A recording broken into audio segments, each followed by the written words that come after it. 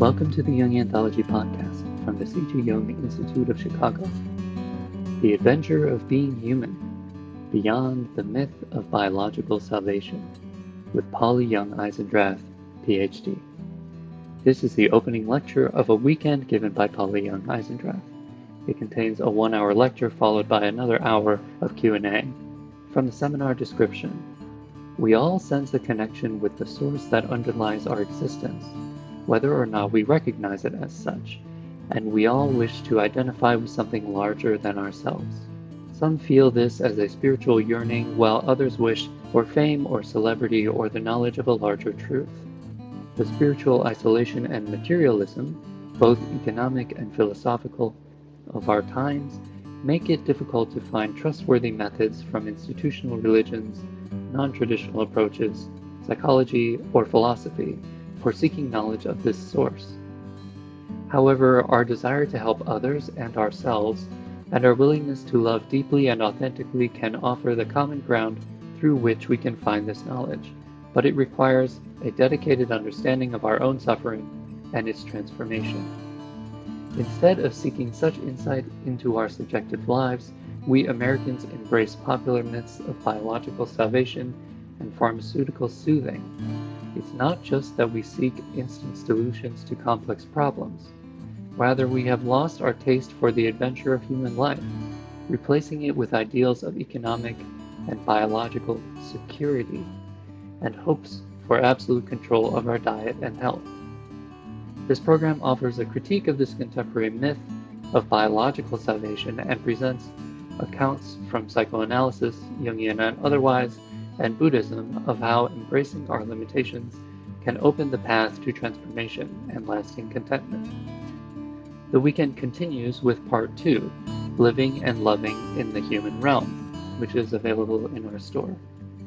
Building on the presentation, The Adventure of Being Human, this workshop investigates the challenges of human life through an exploration of our difficulties with perfectionism, the 3 types of suffering we encounter, and the ways in which love challenges us to develop a true discipline of our hearts. Among other things, this program explores mythologies, the human realm from Buddhism, the inner critic of perfectionism, the value of the human sciences, and the difference between the 2 major sciences of subjectivity, psychoanalysis and Buddhism. It was recorded in 2001, so you'll notice in the Q&A there's some discussion about contemporary issues. In the Q&A portion, questions were not microphones, so their volume was very low. I've increased the volume, but sometimes they're difficult to understand against the background noise, and the back and forth is somewhat disorienting because of the frequent changes in amplification. So if it's more comfortable for you to just skip the question parts, Polly's responses often stand on their own, so it may or may not be something you feel you need to hear. So I've done my best, but just know that. Polly Young-Eisendrath, Ph.D., is Clinical Associate Professor of Psychiatry at the University of Vermont Medical College. She is a psychologist and Jungian analyst practicing in the mountains of central Vermont, where she lives and writes. She has published 13 books, many chapters and articles that have been translated into 14 languages. You can support this free podcast by making a donation, becoming a member of the Institute, or making a purchase in our online store. So now here's the lecture. We are very, very honored to have Polly Young-Eisendrath with us, and she needs virtually no introduction to almost anybody here that I can imagine. She is, of course, one of our most distinguished writing Jungians, a psychiatrist, a Jungian analyst, a professor, and known to all of us as a remarkable author. And I know you're here to hear her and not me, so without further ado, let me give you Polly Young-Eisendrath.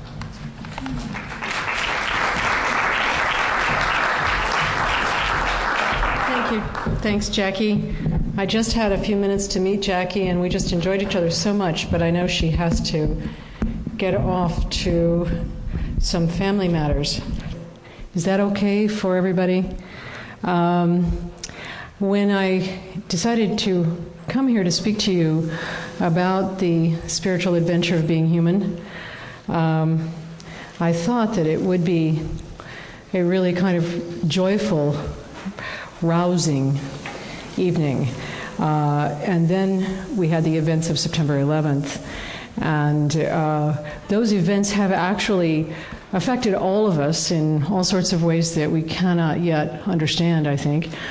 And they have also affected me in my way of thinking about this talk and the weekend, simply really from the point of view that I think that it is even more critically important that we come to understand what it means to be human, and that a lot of what causes the kind of difficulties among human beings that we see played out in these recent events is our inability to understand what it means to be human, and the lack of a sense of common humanity that comes about from not understanding. I must say that I personally and spiritually and whatever think it's wrong to call any human being evil. I don't think that human beings are evil. I think we do some evil things, but we are all motivated in very much the same ways, and the Taliban are teaching us a great deal about envy.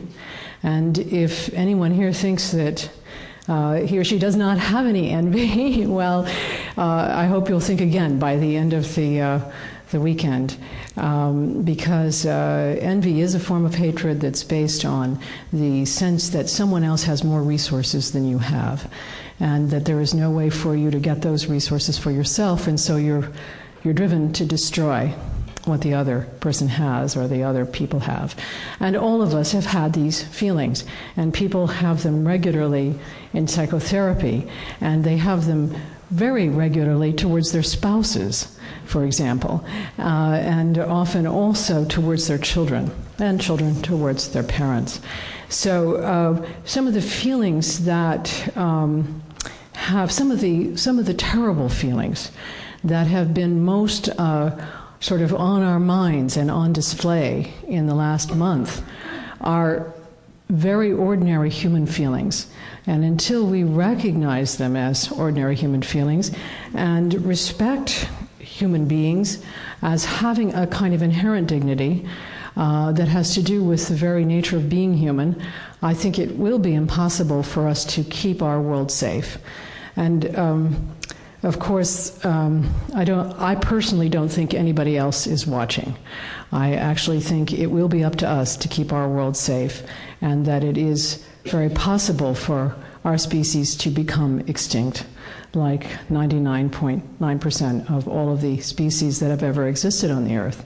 So that's a sort of sober beginning, but it seems that it's inevitable for me to think in these ways now about what I'm going to say, because when I read through it a couple of nights ago, I realized that my attitude towards this material has changed as a result of these changes, and that my feelings are so serious. I wish they weren't. I like to be funny, I like to be lighthearted, but I have these very serious feelings about what's going on right now in the world. And I can't imagine that anybody who knows what's going on wouldn't have some serious feelings, but it has affected what I want to say this weekend. So I want to preface, I'm going to be reading a lot of this. It's new for me, this particular way of thinking. It's not sort of altogether new, but the synthesis that I'm making is new. And the paper that I'm presenting tonight and what I'll be talking about tomorrow are related to what I'm working on in a new book that is tentatively entitled From Biology to Buddha, Lessons in Limitation, Love, and Liberation. And the earlier version of the working title was, the subtitle was A Short Course in Being Human for Those Who Are Confused or Have Forgotten. And working with my editor and my agent, we decided to change the subtitle because it seemed to still kind of sound a little textbooky. But actually, the whole reason for writing this book was to try to rework a certain rant that I was going through over and over again against biological psychiatry. And because I have been in a department of psychiatry that is very biological. By the way, I am a psychologist.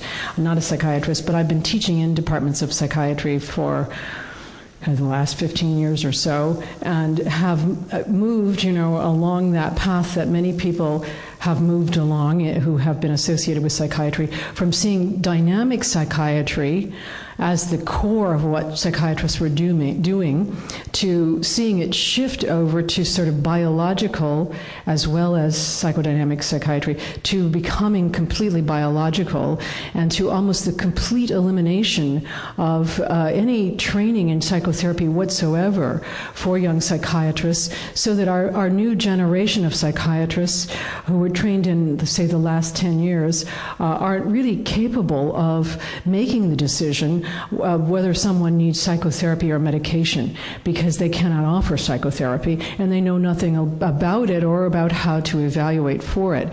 So consequently, medications are given regularly. Various kinds of emotional difficulties are explained biologically, and human beings are really being seen in terms of organisms, or genetic codes, motivations from instinct and from genes. So in the atmosphere of that shift, I was angry, and I was getting increasingly angrier, and it seemed to be the biggest part of my passion in terms of wanting to say something to the world. And I have a very good literary agent who's been with me for all these years, and she just couldn't see that I had a book in this, because she said I was too angry, basically, that you can't just go out and rant and rave about what you don't like. You have to have something to offer in response to that. And so over time, I began to realize that what I wanted to offer was an understanding of being human as a spiritual path or a spiritual adventure.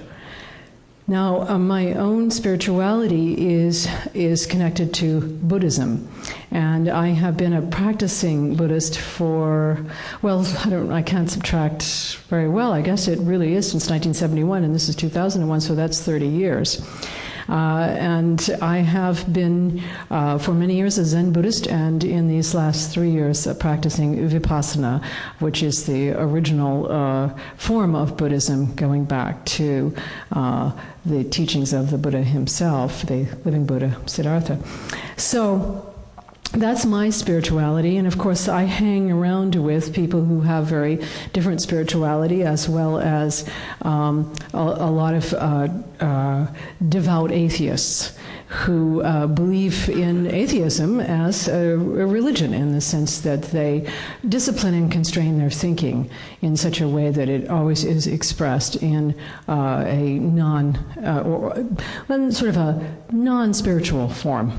So I was interested really in being able to come up with a framework for understanding human life as a spiritual path that could speak to all kinds of people, and that at the same time would express what is most important to me and what I have discovered in my own spirituality, not only in practicing meditation and Buddhism, but also in doing psychoanalysis now for about 200 years, or however long I've been doing it, which it seems like it should be 200 years, but it really hasn't been quite that long. But I spend lots and lots of hours doing clinical work. I spend at least 40 hours a week sitting with people and listening to them, some people on the couch, some people face to face. And so, that's a lot of sitting in addition to the sitting I do in meditation practice. So it gives me lots of opportunity to reflect on what I see both in myself and in other people. So the presentation tonight, and then tomorrow as well, is an introduction to this material that will be in the book in depth. And your handout is a little summary. I don't want to refer to it just yet, but I will be going into a lot more detail tomorrow in relation to the specifics, especially of love, and how love is, in my view, different from compassion, and how the discipline of love is something that is extremely important in the spiritual path of being human, because it is a part of our ordinary life that we encounter over and over again, and it is something that I believe that we are not well prepared for. I think that and I don't want to kind of give you too much of a preview, but I do think that compassion is something that is in our nature, and that it is in our nature because we come into life as a couple. We come into life inside of another person, and we are very focused on the welfare of that other person from the very beginning of our lives, from the very first moments almost that we exist. Now, that focusing on the other and the desire to help another also can get very distorted. So even though I regard all people as inherently compassionate, and therefore, I would say Bin Laden and Hitler and Mussolini and all of the others care about what they're doing. And they are attempting to take care of the people that they regard as the important people. That there is no human being who really does not care, who is completely indifferent. And yet human beings can actually distort this natural compassion into all sorts of awful things. But so I regard compassion as something that is inherently within us, whereas love I regard as a much more difficult thing that we have to arrive at through discipline and an understanding of a larger framework, because it involves commitment, and it involves commitment to another or others in the framework of accepting their weaknesses, of accepting them as they are, and not trying to rework them. And again, if you have spouses or partners or children, you know how hard that is. That is not something that you just come to naturally. And even, in our country, we even have difficulty loving ourselves. So it's not just that we have difficulty loving others, but we have difficulty accepting and loving ourselves. So tomorrow I'll be talking especially about love. And tonight I'm just going to be talking about this issue of human life as a spiritual path. Now, one other thing before I begin, well, two things. One is that Jung's psychology is kind of in the background of what I'm going to talk about tonight. I don't think I mention anything that's specifically Jungian in what I'm saying, but it does inform the way I think. And I'd be very happy during the question period to answer any questions about, well, how does this fit with Jung, or this doesn't seem very Jungian, or whatever. I love those kinds of questions, so please feel free to ask them. And tomorrow I will talk a little bit more about Jung, about Jung's psychology, not about Jung per se, but the Jung psychology and the way that I use it in practicing psychotherapy and analysis. And the other thing that I wanted to say in preparation for doing this is that sometimes, at Jungian conferences that I've attended, or perhaps other places as well, but I seem to remember these times as Jungians, I've heard people say this thing that we are not human beings on a spiritual path, but spiritual beings on a human path. And so I wanted to say at the outset that I do not regard things that way. I actually am very much more skeptical about us. I believe that we, at the very best, are human beings on a human path, and that most of the time we can't live up to that. And so I don't want to elevate us to spiritual beings when in fact we have a very difficult time actually being human beings. And if we were better at it, we'd have some dignity in responding to our species in a way that does not bring about the kind of murderous rage that we have recently seen. So I actually think that our humanity itself is a dignity, and that's quoting Immanuel Kant, actually, the philosopher Kant, who says that our humanity itself is a dignity, and that to live up to that is a spiritual challenge that we are not doing very well at the moment as a species, as a whole group. So what I will be talking about then tonight is actually being able to love our fate in being human, and how we could bring that about and regard ourselves in the framework of human beings, and what that teaches us that might actually sustain us spiritually. So, I want to start out then asking, how do we guide ourselves when things do not go our way? Every day we suffer the small insults of life: traffic jams, family feuds, power struggles, bounced checks, sick children, bad hair. And on a larger scale, our hopes and dreams for our children, our relationships, our careers, our creativity may not be reached, although everything reasonable has been tried. No matter our age or our condition, life presents us with limitations. In response, we must change our minds, our habits, and our ideals.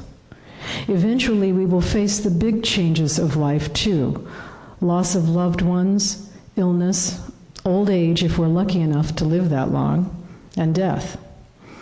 And of course, I did write all of this before September 11th, as I said earlier, so really we've faced some terrible calamities in our limitation to control things just recently as a society. We all know intuitively that the major condition of life is change, but we tend to ignore the implications of this fact in our own lives. In my last book, I showed women how to clarify what they want and to live by the knowledge of their own decisions. In this presentation and in the workshop tomorrow, I want to explore what happens when we, women and men, know what we want, are moving towards it, or have achieved it, but something shifts and things change. What are the valuable lessons that we can learn in responding skillfully to barriers in love, family, work, health, faith? Collectively, we are facing an enormous demand to change our habits. Making war and making babies have been embraced as the means of human survival for millennia. But now, neither war nor ever-expanding population will serve us well. Many of us feel a terrible fear for the future of humankind, as we have become aware of our planet as a limited place with limited resources against a backdrop of a vast and seemingly unpopulated universe. Unless we learn to change our ways of life, we may face the ultimate limitation, the extinction of our species. So, we're going to talk about the paradox of liberation. This weekend, I will explore the paradox of human freedom, that we must embrace our limitations in ourselves, in those we love, and in humankind as a whole, in order to be truly liberated. This paradox is captured in the ancient ideal of amor fati, which literally means loving your fate. Quite unlike fatalism or gritting your teeth while trying to endure, amor fati involves a skillful encounter with obstacles that increases our zest for life. Making use of our mistakes, losses, failures, emotional habits, and habitual blind spots, we become less afraid of change and more compassionate with ourselves and others. When fully practiced on a daily basis, amor fati leads to a flexibility and fluidity that flow with our ups and downs, our joys and fears, our pleasures and pains. When we can do this reliably, we reach satisfaction and contentment even in difficult circumstances. Let me illustrate amor fati with a little drawing, which is over there. taped up in a very sort of nasty-looking way to the board, but it does illustrate the things that I'm going to say. Now, the reality of life is constant and ceaseless change, which is illustrated in the wavy line number 1 there. This means that our moods, feelings, relationships, and health are not a steady state, but move up and down somewhat like a wave on the ocean. Most of us, however, have set our goals and our ideals, I would say all of us, set our goals and ideals as a steady line of demands above the normal ups and downs of life. So we have a sort of steady state of ideals that we set for ourselves and for others that kind of runs usually above the normal ebb and flow of the changing nature of life. Some people set their ideals below, but most of us set them above. In the course of daily life, we all encounter some inevitable meetings of our ideals with reality, unless we have set our ideals impossibly high. And in fact, I think when people set their ideals impossibly high, that really is what depression is. They always fall short of their ideals. So the normal ups and downs of life never even touch the ideals which are set too far above. But most of us actually find that reality sometimes meets our ideals. We feel great when we get what we want. We fall in love, we succeed. When life meets or succeeds our ideals, we're happy, even elated. And it looks something like this, number 3 there, where you see the line of the steady state of ideals kind of cutting through the up and down of the change in life. At such moments, we may feel that now I've got it right. Now I'm in control. But the meeting of our ideals with life's circumstances is just an ordinary, possibly random happening. Life will change again because it is not a steady state like our ideals. When things once again go badly, we are disappointed with ourselves, with others. Then we blame ourselves, we blame others or shame ourselves, and we suffer terribly and begin to doubt our abilities and our decisions. Now, just let me stay with this for a second and say that this is the state in which most people come to psychotherapy. They actually either have set their ideals in such a way that the ideals sometimes actually do meet with life circumstances, but then that doesn't go on. Things change and their ideals aren't met. Or some people set their ideals far above, and so they're depressed and they never actually know what it feels like to have that sense of success, like now I've got it right. But the very big mistake that all of us make is in thinking that we've got something right. And Jungians tend to, I think, also make the mistake of thinking that there are certain moments that are spiritual moments, rather than all moments being spiritual. So that in some moments we feel like, now I'm having a spiritual experience. And then we want to get back to that experience, instead of actually having the sense that we're always having spiritual experiences. So, on the other hand, then, if we can accept the necessary limitations of life and ourselves within them, then we can live closer to the flow. We find that nothing then is overwhelming because everything is an opportunity to discover something new. Accepting our fate, we come to see what it means to be wholly human, fallible, mistaken, and weak, as well as capable, insightful, and strong.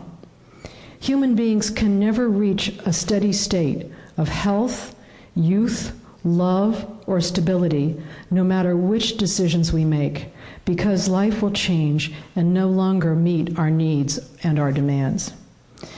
Tonight I will summarize a short course of 8 lessons in how to embrace this fate and live within the wisdom of amor fati.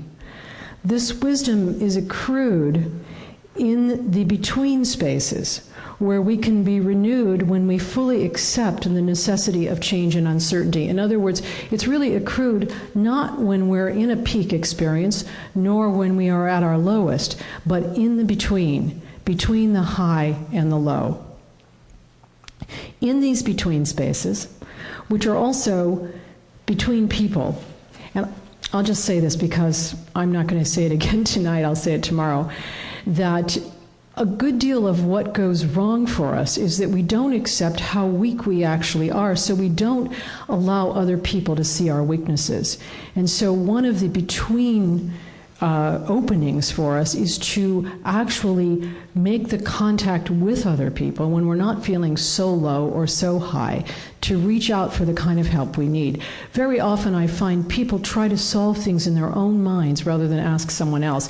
Like somebody will say, well, I don't know, if I chose this job, well, it might mean this and this and this and this, and then I would miss that and that and that and that. And I say, well, why not talk to other people who have that job? Why not engage in some investigation? It's as though we think, particularly I think in our culture, we tend to believe that we should solve things somehow inside of what we regard as our own mind. And so we spend a lot of time bumping around there in that sort of hall of mirrors and don't actually go to someone else. So we're not between people, between states of mind, between pain and pleasure, between the extremes of control and despair. We find the essence of being free and flexible. This freedom comes from acknowledging our limitations and our losses, not avoiding or erasing them. We lose track of the between spaces in wanting to be perfect, and I will return to that one, in wanting to keep things under control, in wanting to remain stable and unchanging. Living in the between spaces means trying always to be open to new influences, even when things, or perhaps especially when things, are not going our way. Rather than resisting, feeling afraid or ashamed when we meet a difficulty, we learn to tolerate pain and loosen our grip on that desire for stable security that is often dubbed the ego. Living in the between spaces, we accept our faults, become more compassionate towards the faults of others. We see that we are never perfect, never all good, never all knowing. Then we become more graceful and content even in the most chaotic situations, changing when change is necessary, standing firm but not inflexibly when we must. This ideal of accepting ourselves is, however, nothing but a platitude until we develop the concentration, perspective, and skills that are involved in amor fati, and such abilities have truly been lost and forgotten. I'll stop here to say that a lot of times when people begin a therapy with me, I say to them in some form or another that we could avoid the entire thing if they could accept themselves. And the whole thing is really about setting your ideals at a lower level and accepting yourself. Now, that sounds like a reasonable thing to most people. Most people, oh yeah, that's true, I know about that. And it sounds almost like a platitude. But in fact, it is the single thing that I will return to in the most repetitive way with everybody that I work with in therapy, and with myself as well. Everybody wants to be somebody else. Nobody wants to be the person that that person is. Now, maybe this is somewhat the difficulty of our culture as well, because here we don't seem to want the things we have, we want the things we don't have. We don't want to be the people who we are, we want to be somebody that we're not. But I think that may be actually a pretty human thing that runs through all cultures, but perhaps is emphasized in a culture where there are a lot of choices. So, it's like you could really circumvent the whole of psychotherapy and all that money and all the hours that you spend if you actually could accept yourself. And if you would really just want to be yourself and not somebody else. But it's a difficult thing. And then, of course, it begins to involve accepting other people as well, just for themselves. So, now, our forgetting the sort of skills and knowledge involved in amor fati is the result of a peculiar darkness that now surrounds issues of human weakness and error. We have become convinced of what I call the myth of biological salvation, a widespread, insidious belief that it is possible to erase our natural limitations. through summing up human life as a biological process that we can master. People have always wished for more control over their lives, to keep out the bad and to keep in the good. Now, however, we can claim that our wishes for control have a scientific or empirical basis. This vague biological ideology permeates much of what we think about what we want, why we suffer, and what love is in this period of time. This kind of ideology is actually bad science. Many of its claims are not grounded in scientific fact or rational argument. They are merely stories that persuade us that science can keep us secure, protect us against illness, and make our children ideal. Many highly educated people now believe that they would improve their lives if they could defy the aging process, that suffering is caused by neurotransmitters in our brains, that love is captured in the phrase attachment bond, that death is summed up as a flat line on the EKG. These and other beliefs about human life are stories from our new salvation myth, that we can master human life through biology. When I use the term biology here, I'm not referring to the actual science, which in fact is a pretty limited science because it deals mostly with weakly determining forces. It is not a science of strong forces like physics is. So I'm really not referring to biology, in fact, but I'm referring to this ideology that has developed in the media and popular culture. Stories of biological salvation tend to draw on a certain vocabulary without specific knowledge of the words. These are the kinds of words that are used: adaptation, attachment bonds, biochemistry, brain states, brain structures, cloning, Darwin, disease, DNA, drug treatments, evolution, genes, genetic inheritance, hormones, mating behaviors, neurotransmitters, organ transplants, serotonin, survival of the fittest. The myth of biological salvation has poisoned our thinking with fantasies of triumph over necessary limitations and change. It has deprived us of understanding how to live peacefully, happily, and freely within the ordinary demands of life. 100 years ago, we might have thought in terms of virtue or character that could be strengthened through tolerance and patience with our limitations. In a more contemporary vein, we might have thought of necessary changes and challenges as providing opportunities for personal growth or insight. In the case of character or growth, we believed that there was something good to be learned through encountering the difficulties of life. Now, as a culture, we eschew self-knowledge in favor of believing that science, especially biology, should give us what we want in order to overcome most, perhaps all, of our difficulties. Unfortunately, this has meant that many of us are frozen in our unhappiness, ignorant of how we contribute to it, although we may be taking our Prozac, exercising regularly, eating right, and following expert scientific advice about our children and our health. The fact is that science is no better than the human mind that creates it. Even our most refined and mathematical scientific findings always contain a certain component of error because our minds are fallible and limited. We will always make mistakes, even when we have machines like computers working for us.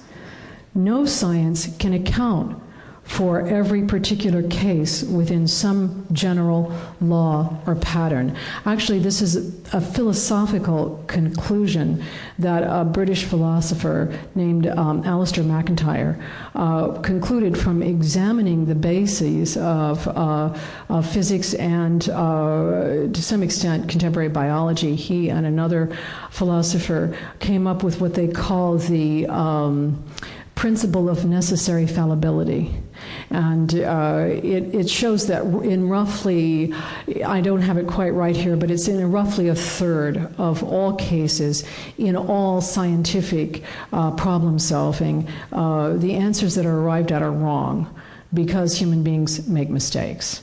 And so we can't get around that necessary fallibility. We will never be less fallible, no matter how good our machines get.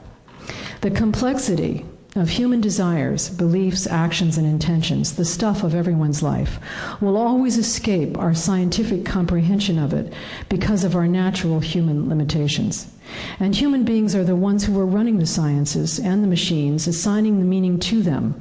For this reason alone, we must approach ourselves with an openness to our mistakes, our weaknesses, and our dependence. This ability to remain open always permits us to discover something new. But in this period of time, we've forgotten a great deal about remaining open as a result of our belief in the myth of biological science. On one hand, we believe that we can conquer illness, old age, perhaps even death through biological interventions. Actually, before this crisis of September 11th, some of the big things in the news had to do with people who were freezing themselves, very large cryogenic institutes, so that when it was possible to defeat death, these people could be brought back to life and they could be given the proper treatment so that they would never die. And there were statements being made by scientists saying that there are people living now who will never have to die. It's just a ridiculous idea. It's absolutely ridiculous. There is simply no science to support it. There's no biology to support it. It's complete ideology. So, on the other hand, we are confused. Even though we think that we can defeat death and illness, we are confused about whether our particular form of consciousness, which is self-consciousness, is unique and valuable. Rather than distinguish its powers of creation and destruction from the thinking and behavior of other animals, we tend now to reduce our understanding of our own consciousness to what we study in the brain tissues and observations of other animals. On one side, we pretend that we could be gods, with a kind of omnipotence and omniscience that could master life and death. And on the other, we describe ourselves as animals who are determined mostly through our biological reactions and processes. And yet the specific experience of being human lies between the animal and the divine. A famous line from the poet William Blake captures an insight to which I repeatedly return. In between, there are doors. The essence of human life itself lies in this between, and we ignore it when we aspire to use the myth of biology to force our experiences into unchanging categories, such as healthy or unhealthy, dead or alive, off or on.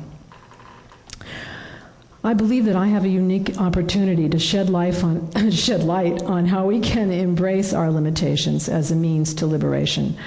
I have dedicated most of my waking hours and some of the hours I should have been sleeping in my adult life to two different but related practices that look closely at our subjective experience: psychotherapy and Buddhism.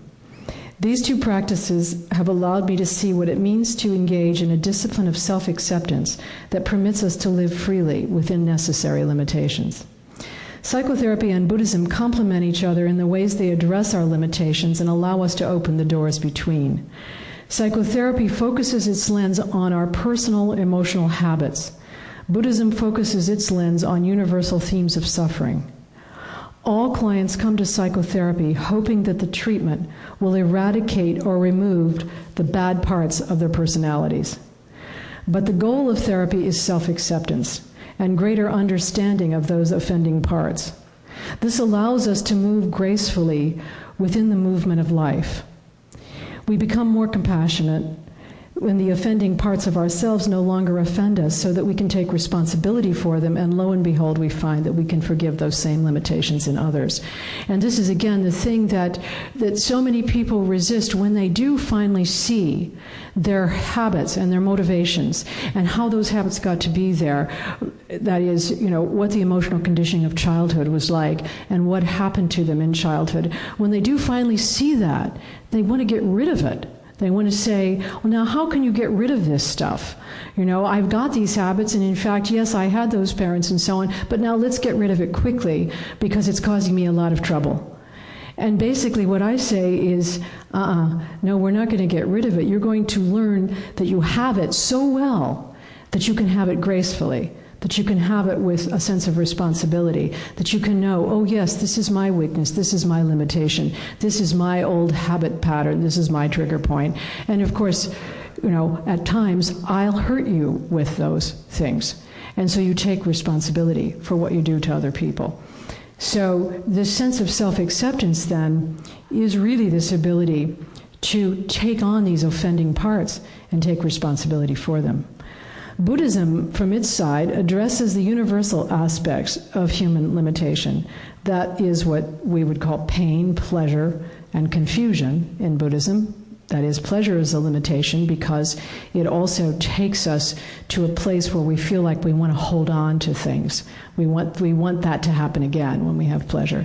And pain is a limitation because it throws us off our center. Confusion, because we don't know what's going on. Or it's sometimes called aversion, craving, and ignorance. Through meditative practices, we develop concentration and gentle, non-judging mindfulness in noting these states, pain, pleasure, ignorance, or confusion, and other states. Negative states become more fluid because we no longer reject them. And as this happens, we also awaken to new insights about the world and ourselves. That's all meditation really does for you, is to allow you to hold in your awareness states that you would have rejected. And the more you hold them there without judging them, the more fluid they become. They become in that flow of what's called impermanence in Buddhism. They change. You notice that the pain doesn't just remain there in that same way. You notice that your preoccupation, the blah, blah, blah in your mind doesn't just keep going blah, blah, blah. It changes to a different blah, blah, blah. And so the more you notice that, the more you find you can accept the things that are actually going on in yourself, and you don't have to become somebody else. You can actually feel like, hey, I'm free to actually accept this. Many traditional teachings expand and illuminate these insights that we gain from this ability to perceive things with equanimity, and gradually we feel liberated because we are unafraid of our limitations and can move without hindrance through the world. This actually is the very essence of this form of freedom, is to move without hindrance through the world. That is, whatever is thrown up in yourself or the world, you can move without hindrance through it. You can just keep going. Then you can keep your sense of compassion, you keep your sense of interdependence or being able to be in contact with others. Now, of course, nobody gets really that good as to always have it, but that's the goal. In this process, we discover that we are never separate from anything else. Everything, ourselves included, is an absolutely interwoven whole.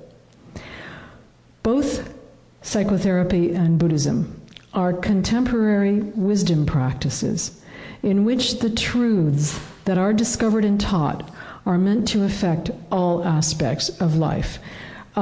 This idea of a wisdom practice was a traditional part of Western culture for a very long time, until we began to split our sciences from philosophy and religion. And as we did that, coming out of the Renaissance, we established a means to truth that didn't seem to be personal. And so now many people actually believe that they can embrace truths. Say, for example, people take on the idea that depression is caused by low serotonin levels. They'll take this idea on, not knowing anything about serotonin, not knowing anything about the research that's actually behind that statement, or anything about the medications that actually supposedly affect the serotonin levels. But people will take on a statement like that and feel that that statement has no effect on their personal life. You know, that it's simply a statement of fact. This is a fact, that depression is caused by serotonin. It's not about me personally, has no effect on me personally. I'm simply stating it as a fact. Now, of course that has an effect on you personally, but we have this peculiar way of thinking in our culture that divorces truth from our personal being. We feel that we can take points of view and that have no effect on us personally at all. We also feel, and this is something that I think is an important issue that we don't spend enough time thinking about, but we feel that our great teachers, our great scientists, our great artists, even our great religious leaders and so on, do not have to be accountable on a personal level for how they live. Their teachings do not have to in any way reflect themselves in these people's lives. And we could take Carl Jung as an example of that. He has certain wonderful ideas that he brings to us, and we really shouldn't focus too much on how he actually lived with actual men and women and so on, because these two things are kind of separate. Now, that is a very questionable way of thinking. In the past, we would have not thought that way. Before the Renaissance, we would have expected that our greatest teachers would also, their lives would exemplify their teachings, and that they would be, in that way, in some way, exemplary to the rest of us.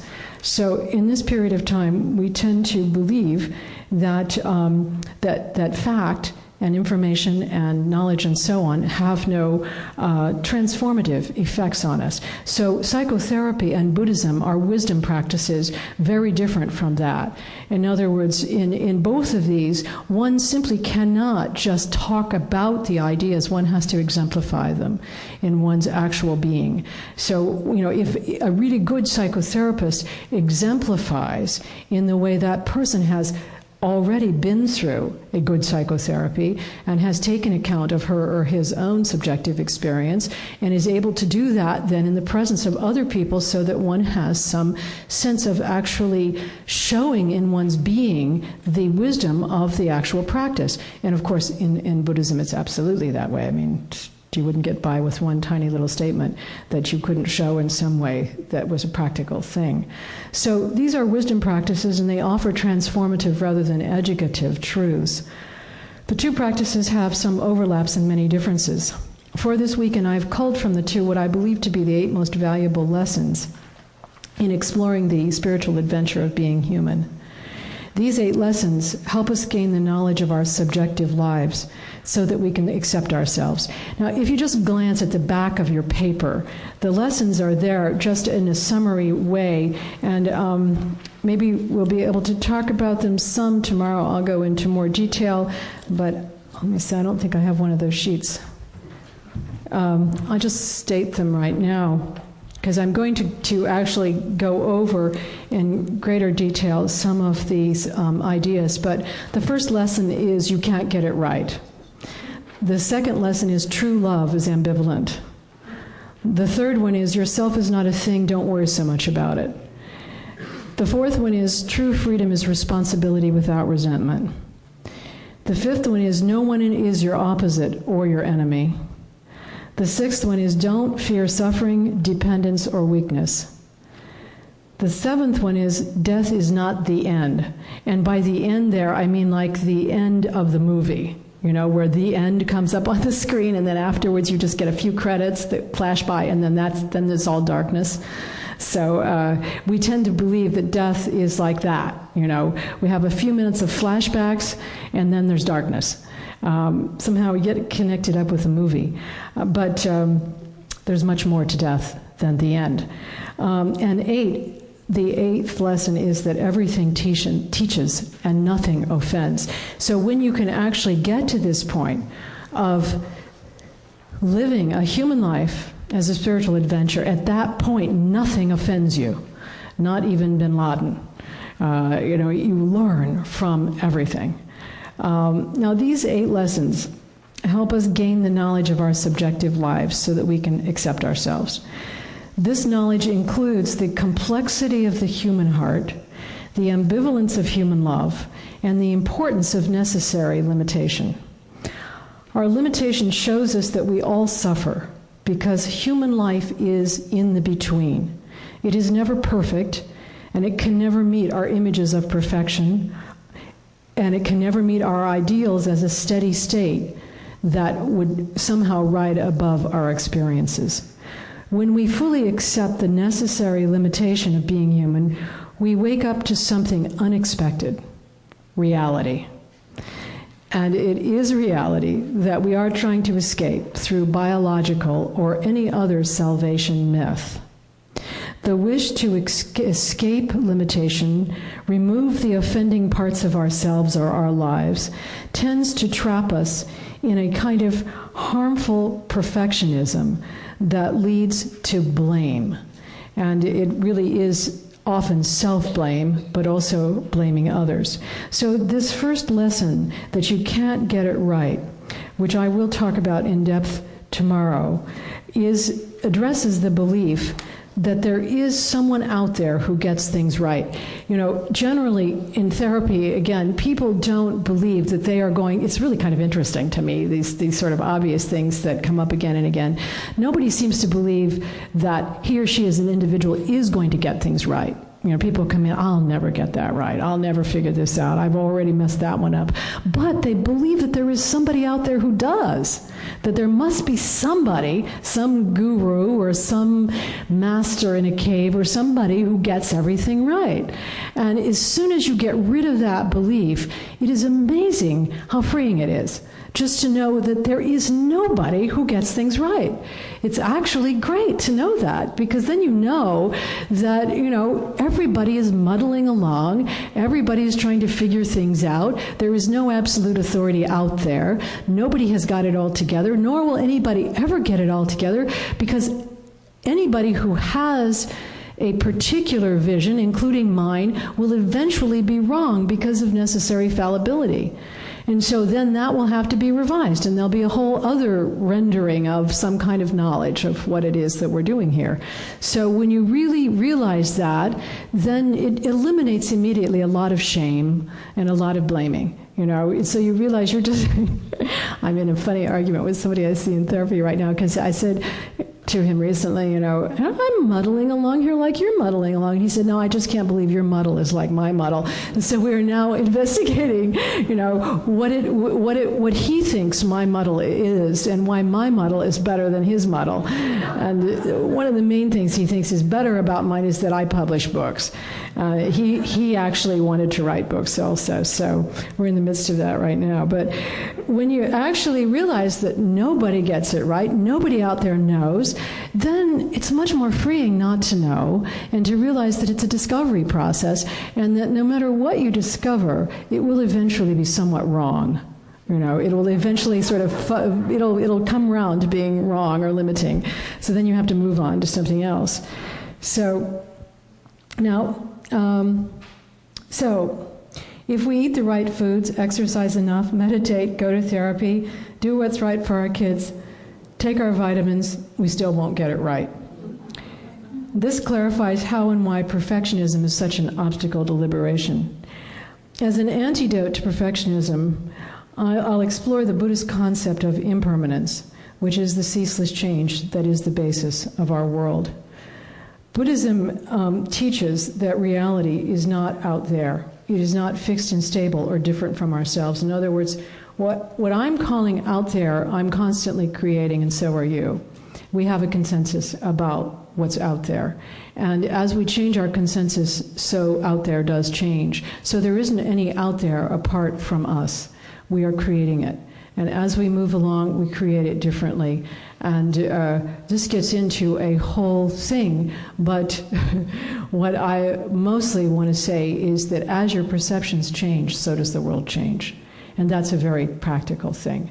As you, and maybe you've seen this, you know, I mean, what's really quite remarkable is that you can be sitting across from somebody who looks absolutely ugly to you. You know, this person is looking, you know, I don't know, whatever, you know, they're looking weary, they're looking ragged, they're looking miserable and needy and so on. And then they begin to sort of take on a different, they start talking differently. I see this in therapy very often. They start to kind of coalesce, and there's a little bit of a sort of an insight or a light, and pretty soon you're looking at this very same person, and you're thinking, my God, I never noticed how attractive this person is. This person is really quite beautiful, and look at this and look at that, and it all is coming together in your perception differently because your point of view has changed. And so actually our very perception can change. Now, of course, if you go away to a silent meditation retreat and you have days and days and days to watch this, it starts to get really, really clear to you how when your perception changes, the world actually changes. Because most of the time, we're not watching how that happens. It's going on, but we're just not paying attention to it so closely. So the idea then is that we're never separate from reality. It's not out there, fixed and solid and different from ourselves. Rather, it's flexible and a part of us. So these following 6 characteristics, which I'm going to briefly introduce right now, that are listed on your handout, are the characteristics from the point of view of what I consider to be the really real, which is, from my point of view, the nature of human spirituality. That these are the things that everybody will learn if they just travel the path of being human, keep their eyes open, and try to keep on discovering. The first one, and I've used some terms from Buddhism and I've used some terms that come from psychology, psychotherapy. The first one does come from Buddhism, and it's the term impermanence. And impermanence refers to just exactly what I was talking about a few moments ago, the ceaseless change that usually escapes our notice, but becomes obvious in our aging and the passage of time. That is, there is constant change going on, both in our perceptions and in the organization of our physical being. But these changes escape our notice because we're not paying close attention. I like to give the example of the pancreas, as something that appears to be a physical organ but changes its cells just about every 24 hours. And so it is actually a function or a process that we regard as a thing, pretty much in the same way as we regard ourselves as things. We're not actually things. So this aspect of impermanence, of ceaseless change going on that escapes our notice, becomes obvious to us in our aging.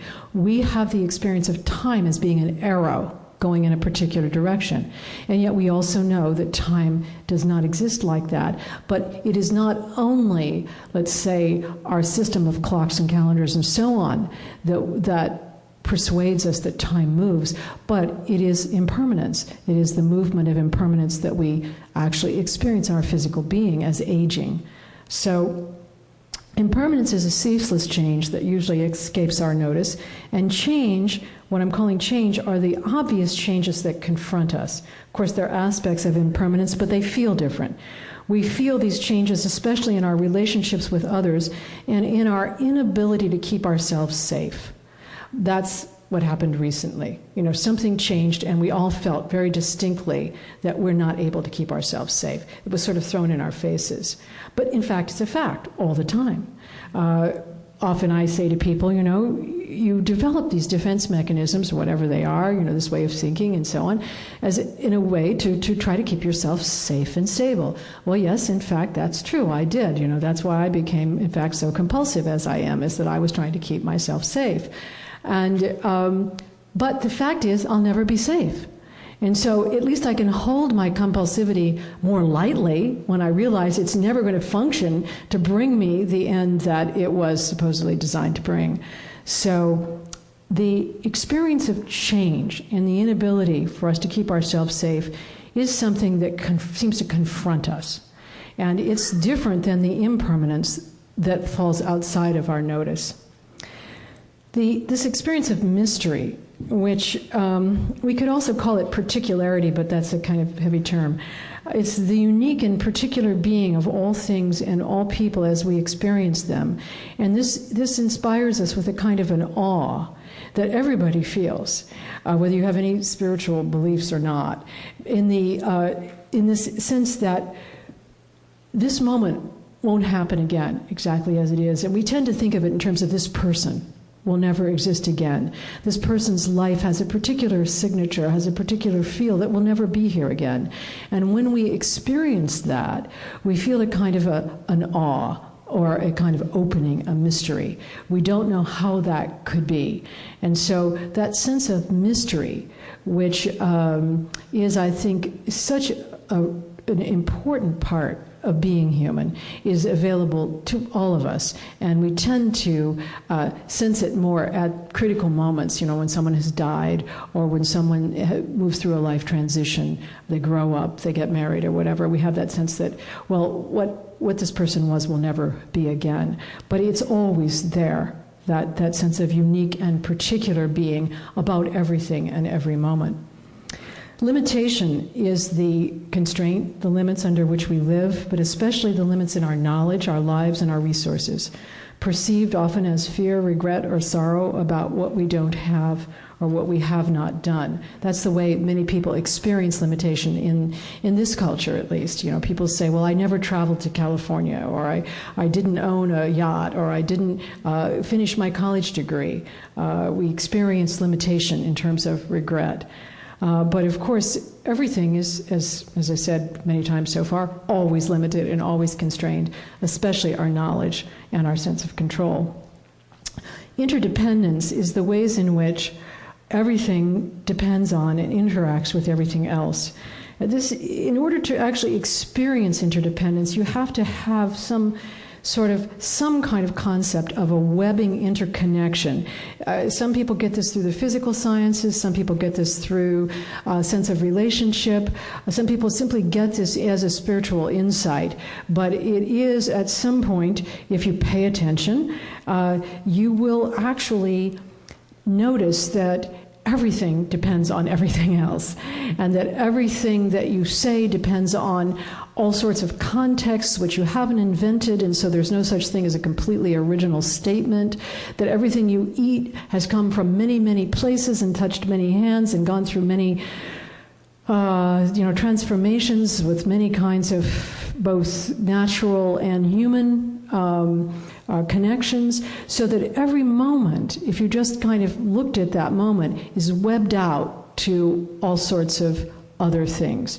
So if you pay close attention to that, you start to realize that you are not separate, that you are never separate, that it is an illusion that you are separate. And so it's an illusion that we create for some good reasons, but you can begin to explore this illusion through these between spaces, between people, between states of mind, and so on. You begin to see that there's more fluidity to what you thought was your little separate self than you would typically think there is, that it isn't really contained specifically in what you regard as your body. So all these connections then awaken us to our absolute connection to all other things and our lack of separateness.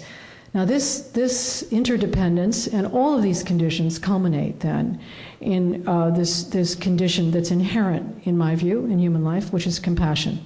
And I regard compassion as the truth. It's really the truth of everything, but it is the truth specifically of interdependence. Human suffering teaches us the reality of compassion as the lack of separateness between ourselves and others. Helping others helps ourselves, and helping ourselves helps others. And the other thing about suffering, if you pay attention, you notice that everyone is suffering. And so that is an absolute connection between us and all people everywhere. And we would recognize that if we were with those people. We would recognize their suffering through our compassion, through our connection to them. So these 6 conditions then are what I regard as reality. And I could capitalize reality there, and that would be fine with me, or put it in all caps. And since I'm an avowed constructivist, it may seem contrary to constructivism that there is reality, but the reality that I take to be reality actually has within it the idea that we construct our experience and our knowledge in this limited way, constantly with each other. So the mistakes of wanting to get things right and protecting ourselves as unchanging separate little selves are part of a common human struggle. From my experience of sitting thousands of hours in therapy and meditation, I've become convinced that human life is an adventure in which our limitations constantly challenge us to clarify reality as ceaseless change. If we can meet this challenge in a fully liberated way, we will eventually discover a knowledge of the source of our own existence, whether we call it God, nature, or truth. In other words, if we actually can deal with the challenges that we're faced with through limitation and regard them with this sort of equanimity or interest, we will eventually wake up to the source of our existence. I believe we all feel a connection to this source, even if we do not recognize it. Some people feel it as a spiritual yearning. Others wish for celebrity or fame in a way of becoming something larger than themselves. Some feel an urge to do more than the mundane tasks of life, perhaps to help humanity. However we feel this connection, we hope the connection that we feel, whether it's even for celebrity or it's for some greater knowledge, we hope this connection will take us beyond ourselves. And so for me, this is, again, one of these obvious facts about being human that everyone feels connected to a source, but people experience it and express it in different ways. Ironically, well, we hope that this connection will take us beyond ourselves, but ironically, it is limitation that will help us find our way. Our losses, our failures, our mistakes, and our weaknesses open us to interdependence and impermanence, and the knowledge that we are always dependent on others, and a context that goes way beyond anything that we imagine as ourselves. So, just a couple concluding remarks. Every day, I struggle with people's shame, despair, and anxiety in my profession as a Jungian analyst and psychologist. Though people seek psychotherapy for many reasons, including loss and illness, they are usually most distressed about the ways in which they themselves or their family members are falling short of some imagined ideals or standards that promise perfection, security, or total happiness in their own minds. Anguish, depression, rage, and anxiety are among the troubling responses that we feel in our desire for perfection.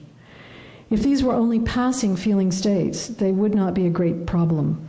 But instead they stick like glue to the voice of perfectionism that often escapes our notice. But what would our lives be like if we all became unafraid of claiming our faults, exposing our weaknesses, admitting our mistakes? If we could speak and listen without judging, but simply pay close attention to what was being said, then almost nothing could throw us off center. In fact, we could even come to enjoy our limitations because they lead us to rather funny situations and encourage a good sense of humor. And this reminds me of an anecdote about Italian-style love for humanity. This was something that a friend of mine told me, actually, about her 20-something, actually it was the man who told me about his 20-something-year-old son, who works in a very demanding high-pressure tech business. Well, maybe he doesn't now, but he did when I heard the story. And Sam, as I will call him, was flying to an important business meeting with an older Italian colleague. Sam is Jewish, actually. When they set out in a rush to the airport, he and his colleague were already late.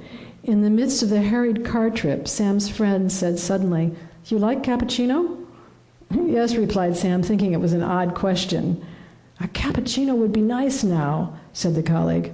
"What?" replied Sam. His colleague told the driver to pull over to a coffee house. Since the Italian man was his senior, Sam dutifully followed him to have a cappuccino, which Sam did enjoy. When they arrived finally at the important meeting, the chief executive, a tall, imposing Italian man, stepped out and confronted the two men. "You're 2 hours late." Sam's friend replied, "We stopped for cappuccino." "Was it good?" the executive asked. "Oh, yes." "Well, good then," came the happy response.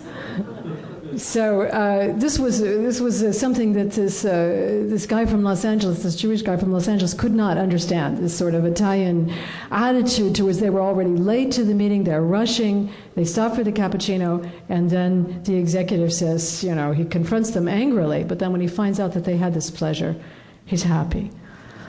Love for the joys of life brings tolerance for our shortcomings and failures in all kinds of situations. In all that I do, I try to cultivate such enthusiasm for being human. The very word enthusiasm itself, whose root, entheos, means in God, encourages me to be grateful for this incredible opportunity to be human. Many of us confuse this state of having God within with some kind of promise of transcending or getting rid of suffering and failures permanently.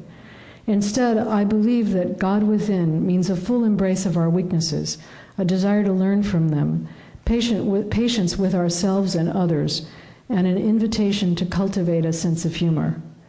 This is the kind of love that we might imagine God would have for us. So that concludes my introduction to human life as a spiritual adventure. And it is about 10 after 8, and I think we're here until 9. And I would like to make it your choice about whether you'd like to talk about this now or take a break and come back and talk about it. Your choice. Anybody have an idea? I don't know. Any cappuccino? I don't think so, actually. The Jungians aren't Italian enough.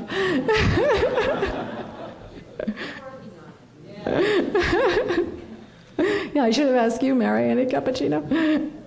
So, do you want to stay? And then maybe we finish in time to leave before, or we can stay as long as you want. I'd be interested in your questions, reflections, particularly challenges. Yeah, Bridget? This may be a challenge, but when I first started hearing you speak, I thought, so then why are you a psychologist? If you think that we should just accept our features, why? Because I can get paid for saying that again and again to people. Wouldn't you like to get paid for saying that? Yeah, it's really, I think that the reason that I'm in this line of work, actually, I mean, of course, it's, changed my view of why I do this, has changed over the years. I think at the very beginning, I just wanted to help with suffering. As it's gone on, what I've realized is that a lot of what I do actually is helping people accept their weaknesses and their difficulties, and accept those as inherently part of themselves, that they can't. What happens is, if you don't accept your own weaknesses and your own sort of habitual blind spots and complexes, then you make them live in someone else's house. You project them into a partner, a child, an enemy, a different nation, or you make them live in your own backyard. You never look at them, And when they're living in your backyard, they can come and grab you. If they're actually in your house, what I often say to people is, when we come upon something that a person doesn't like, and we come upon those things very often in therapy, because people come for that very reason, to talk about the things they don't like about themselves. My analogy is you have to build a bigger house, because you're going to have to make room for this in your house as well. Otherwise it's going to live in someone else's house where it really doesn't belong. So that challenge of actually accepting who we are, and it really means accepting the particularity of your own being, including the parents you had and the way you came into life and the way that developed and all of the things that you didn't do. All of those go into the acceptance. That is actually, for me, the biggest challenge in what I do. And the reason that I continue to do it with such enthusiasm is that it's interesting. It's interesting how people refuse to accept themselves.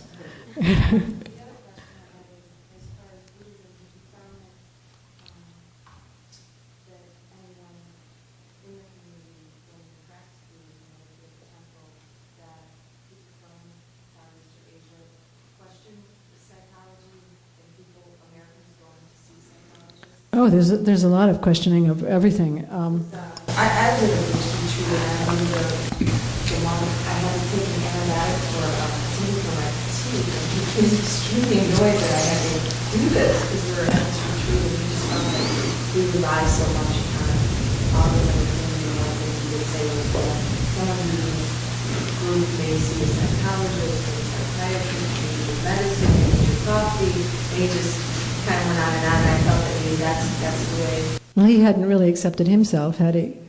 No, I mean, he was still complaining about things. I actually, my teachers have been Americans, Philip Kapleau and now Shenzhen Yang, who's actually a Jewish guy from Los Angeles. He sounds like it's Chinese from his name, but I have actually had the experience that originally with Philip Kapleau in 1971, there was this kind of rejection of psychotherapy that was part of the Zen movement here in America. It had only recently come here from Japan, at least the one that I was practicing, which was the form of Zen that Kapleau was teaching. Over time, so many things have changed, and most of the American Buddhist groups, whether they're Zen or they're Tibetan or they're Vipassana, not only accept psychotherapy, many of the teachers are themselves psychotherapists, like Jack Kornfield, for example, and Sharon Salzberg. They're practically, in some ways, the criticism is that they're confused with psychotherapy, even, that the two languages kind of blend together. Something that's happened with Buddhism as it's moved from one culture to another is that because it doesn't actually have, Buddhism is not sort of a religion of a great deal of doctrine. I mean, there are doctrines, and you can get into those in a big way, but by and large, it's a religion of practice, and it never has fought any other religion. If it comes into a culture, it sort of takes on what's there already and becomes friends with it and even incorporates it, so that when Buddhism came to China, Taoism was already in China, and the two just kind of blended together to become Chan, which was Zen, and so it went on evolving. Well, in America, what Buddhism has met is psychotherapy.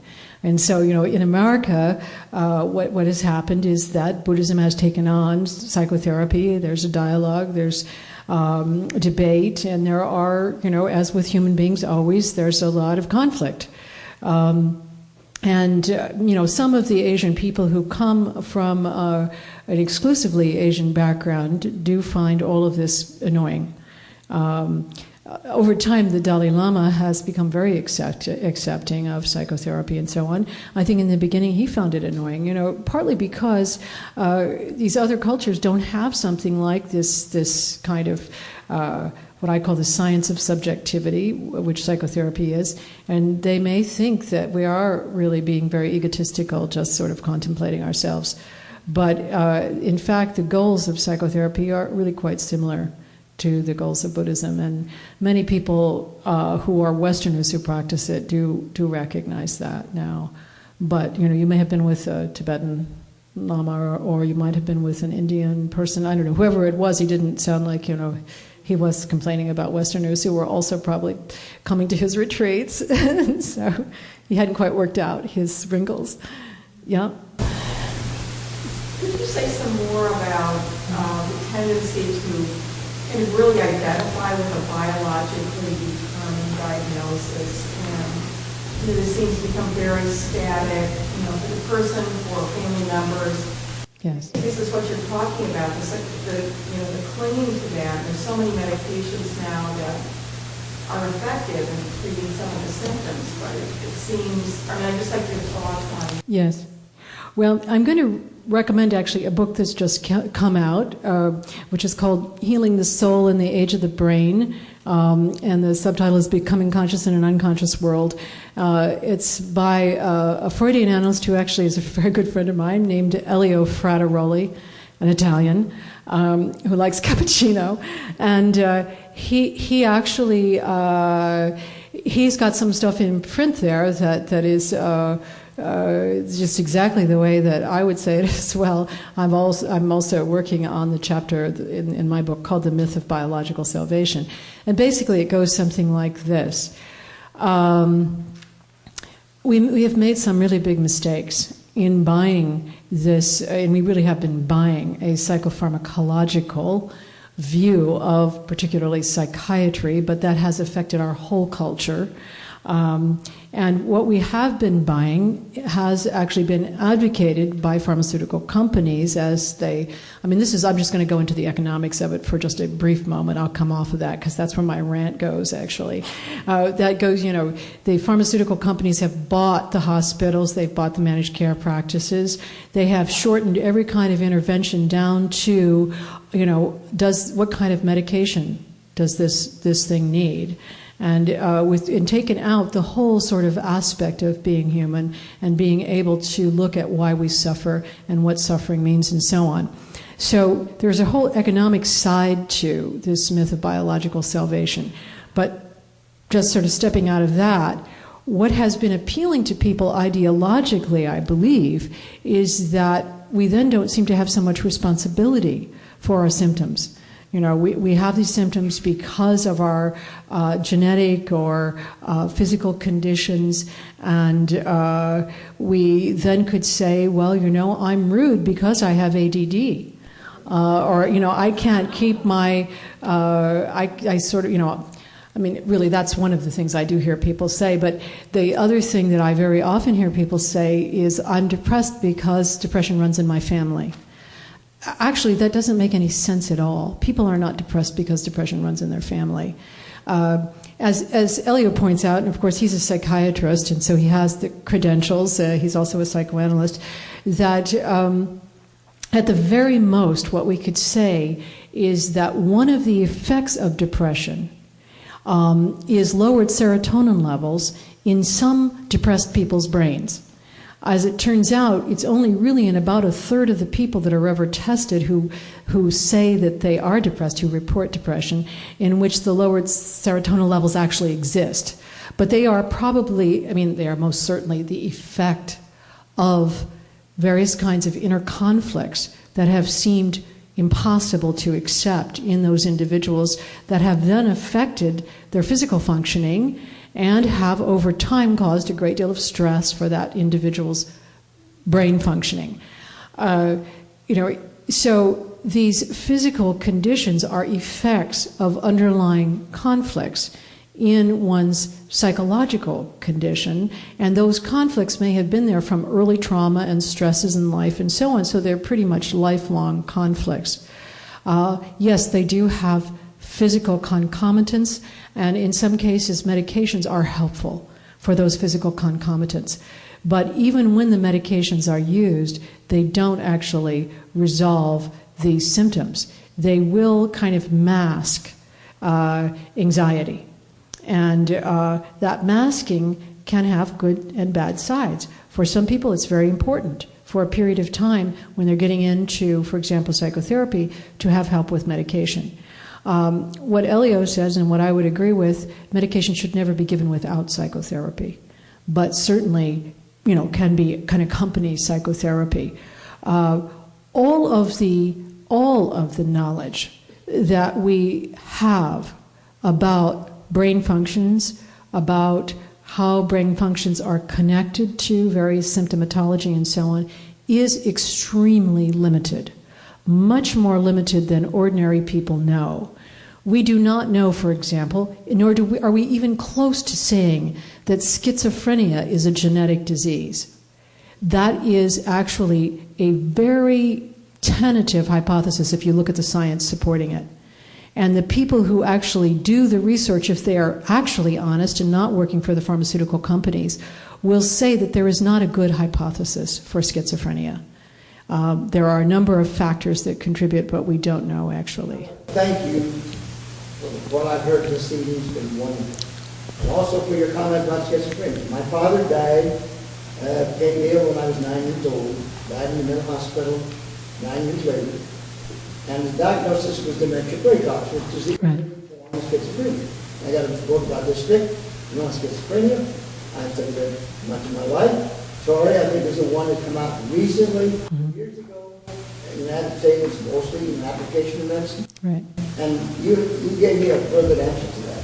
And you opened up a whole lot of this is about blaming parents. I never done that. There's another question I'd like to ask you. I'm a statistic here, closer to death than probably anybody in this room. I'm 87. I haven't fall. Oh, yeah. 87. Congratulations. And I noticed that you capitalized the end. Uh-huh. And to me, I've been telling my wonderful wife, it's my second wife, we've been married 8 years, we're still honeymooning, that I want a fun death.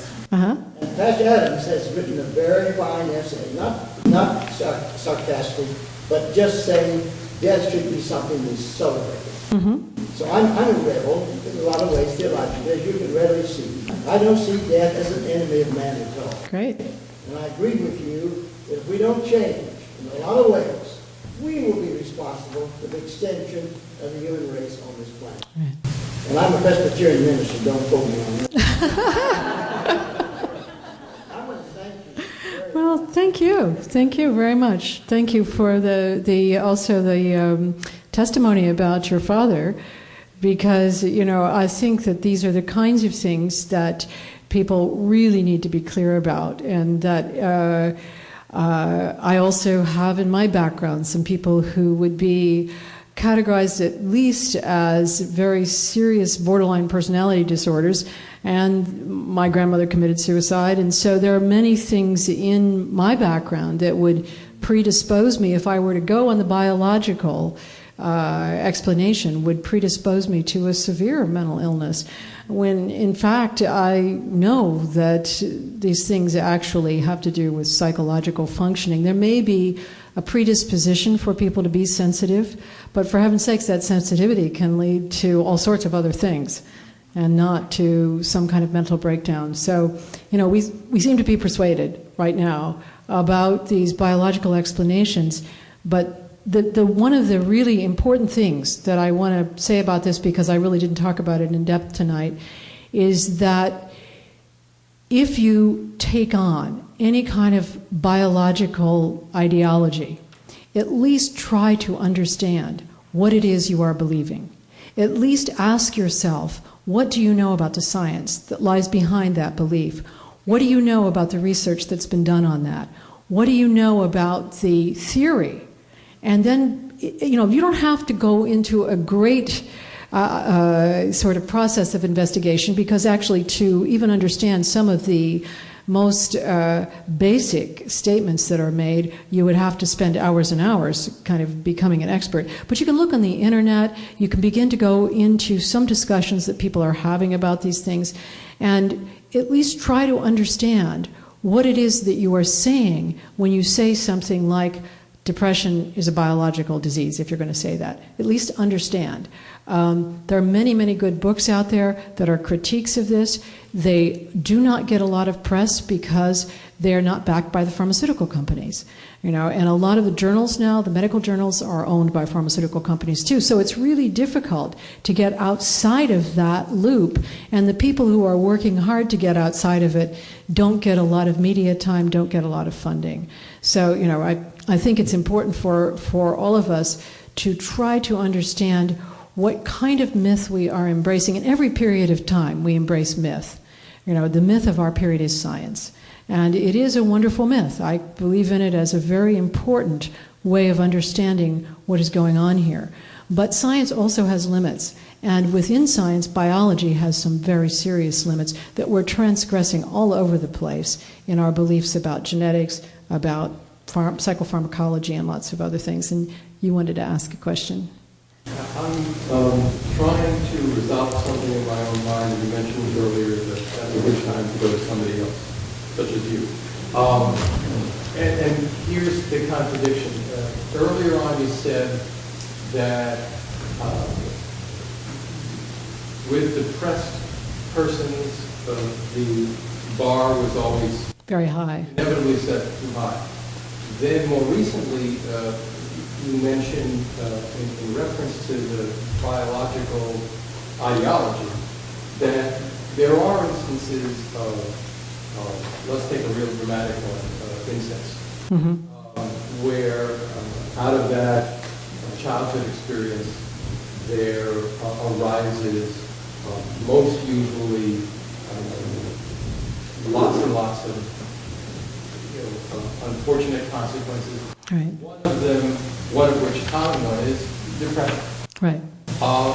Now, and that pharmaceuticals can help, but of course, so can psychotherapeutic methods. I'm wondering, I'm trying to resolve these contradictory statements, that do you think that a person who's gone through that hell, that trauma, and that wound and the resulting additional wounds that are almost inevitably, follow that in life, it continues to be depressed because she has set the bar too high? It's really hard to answer like a yes or a no answer, so I'll try to give you some answers. let me just speak about setting the bar too high briefly, and then I'll go to other things. By setting the bar too high, sometimes people don't know they're setting the bar too high. Usually what it looks like is the individual actually would like to be living somebody else's life entirely. You know, I mean, it's like that particular life that that individual is living isn't the life that that person wants to live, particularly when there's a severe depression. And the person feels hopeless about living the life that he or she wants to live. So sometimes that can actually be, here I'm talking about a pretty extreme situation of setting the bar too high, where a person may not even know that that's what's going on. And such a person may have experienced trauma, and such a person may have experienced incest. And that's an underlying, though, habit of that person's mind to more or less say, the life I'm living is not worth living, because, you know, it's not the life I want to live, or, you know, and I can't reach the one I want to live at all. So there's that piece to it.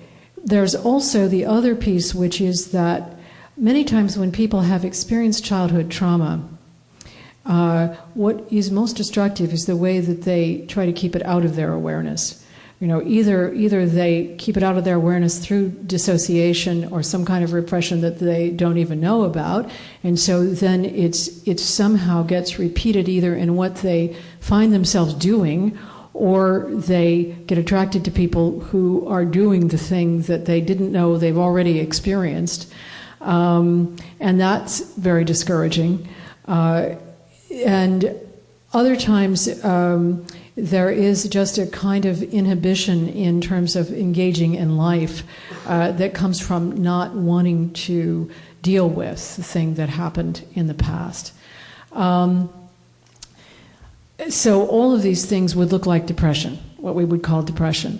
And some of them might be helped by medication. What I find, and I'm going to say this just because you've asked me, but, you know, I'm not sure this is true, but it's been my own rule of thumb anyway, that when people are what I would call known perfectionists, that is, they kind of recognize their perfectionism. So all I have to do is say something that would indicate, I see you're a perfectionist, and they go, yeah. You know, I mean, they kind of know that. They see the indecisiveness over time, the way that they don't finish things, or the ideals that they've set that are impossible to reach, and so on. This is pretty known to them. I find in general they are not helped by medication. And that when they take it, they're disappointed in the effects, partly because it doesn't meet their ideals. And it's like still another thing that doesn't meet their ideals, which is particularly discouraging because they're looking to this one last thing, you know. So usually when they are known perfectionists, I generally kind of, you know, say, let's kind of stay away from that for a while so they don't have to get more disappointed. But the people who are not that way and feel very depressed, especially people who have a kind of anxious depression that is based on trauma that perhaps hasn't been integrated or known or accepted or whatever, sometimes the medication can be extremely helpful. And eventually they can leave it behind. But it comes along for a while. So does that kind of get at it? Yeah. I wonder if you could comment on how myths such as the biological determinism myth achieve ascendancy, and in relation to that, both psychotherapy and Buddhism have been criticized as so interior as to result in a certain passivity in the outer world. You know, self-acceptance, knowing thyself, then you can be content, and then ascendant myths may take over.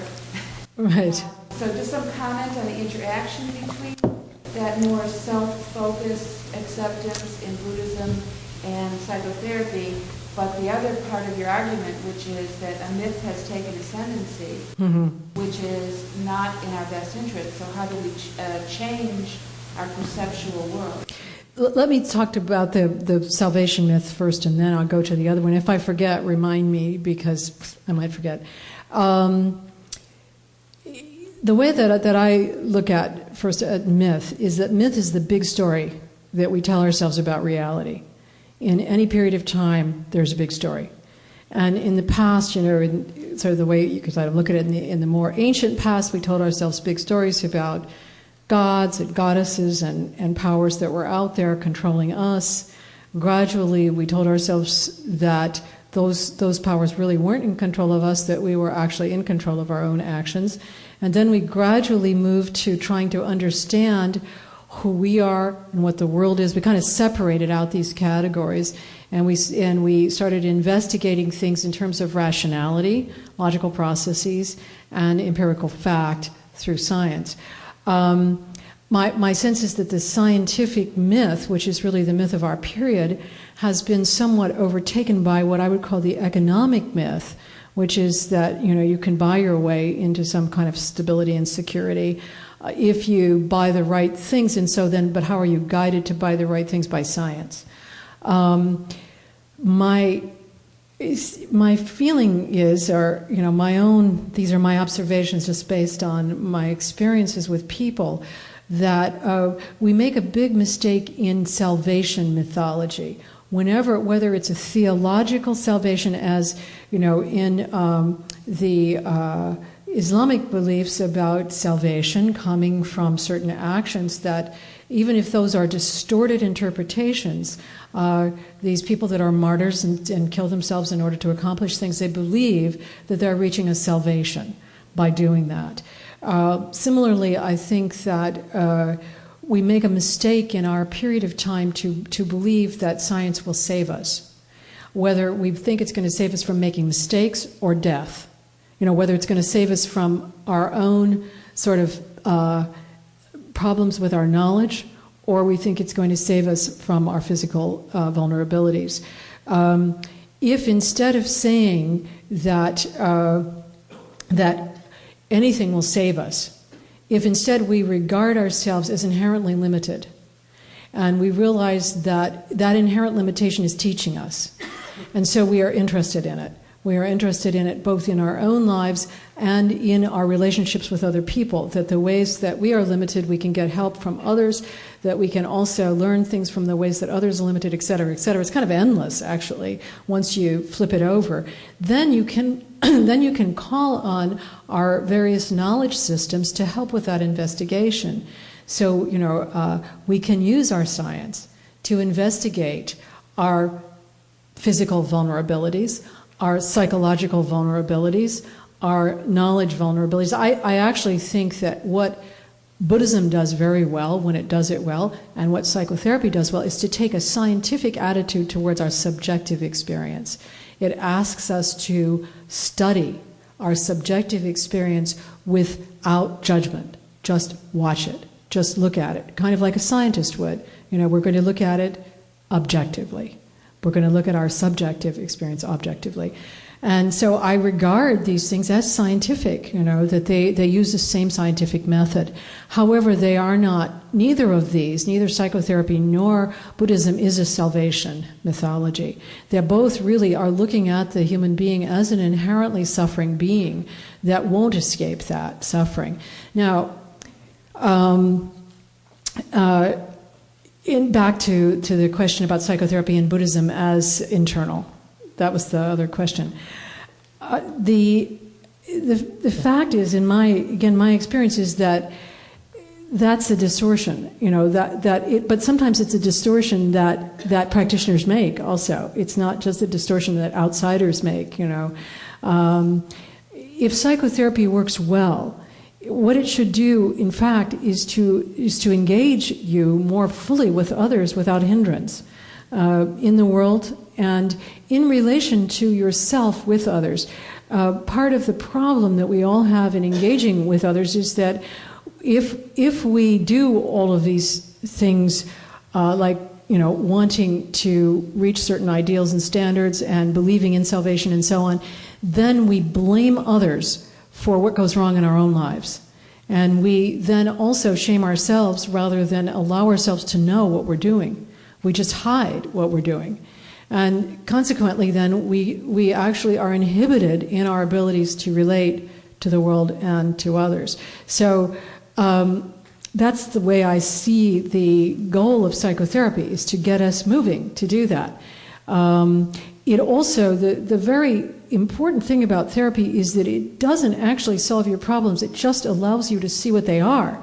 And then you can actually take responsibility for them, and you can do something about them, which includes getting, knowing where your weaknesses are. You get help from other people to do that. If I know that I'm not very good at task A, I can get help from the people around me to do task A. Maybe I'm good at another task, and I can do that for other people. So that's the part about psychotherapy. The part about Buddhism is something like this. The very first form of Buddhism, which is sometimes called Hinayana, which is the small vehicle, or sometimes it's called Theravada, the teaching of the elders, it actually did focus on individual salvation.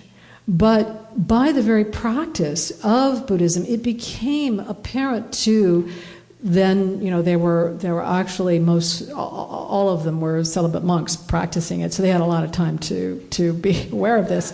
It became apparent to them that there is no such thing as individual salvation, that it is impossible, and so that you cannot actually save yourself, because you are inherently connected with everything else. And so nobody is saved until everything is saved. So that is what's called the turning of the wheel towards Mahayana Buddhism, which is like the great vehicle, which is that the reality here, what's called the Dharma, it's the law, it's the truth, it's reality, is interdependence. And so it's impossible to save yourself, because yourself doesn't exist. So, it's a constant engagement with all beings. And of course you do that by the particularity of yourself. Whatever yourself, sort of your being is, your being does certain things, is good at certain things, not good at other things, that's the way you engage. So it shouldn't be isolating. It shouldn't be, neither of these practices, in my view, should result in people either holding themselves above other people, like I've been analyzed but my spouse hasn't, that kind of thing, or result in people, spending too much time on retreats. It's that's not what these things are about. They're actually about re-engaging, recognizing our interdependence, recognizing our weaknesses, developing our compassion, and in that way continuing to develop, being human. So that's... And in that way, a new myth can ascend? Well, who knows? Maybe. I would like to see this sort of some kind of non-salvation story coming up here. I think we're going to need one anyway. But so it's. I hope that happens. I think that that actually our scientific knowledge, our framework and our methodology, I think, are good. If we just took them with the constraints that they actually require, we could come to a place like many of the greatest physicists actually came to a place of recognizing the source. And I think that happened because scientific methods are pretty good for investigating reality. And so we can use them also in relation to our own subjective experience, and we begin to see impermanence, change, interdependence, limitation, those things come up quite naturally if we do it well. So I do think that scientific method is actually a very good one, and that it relates very strongly to psychotherapy, at least in the way that I regard psychotherapy. Touch briefly on what's going on in the world today and your objection to the use of the term evil, etc.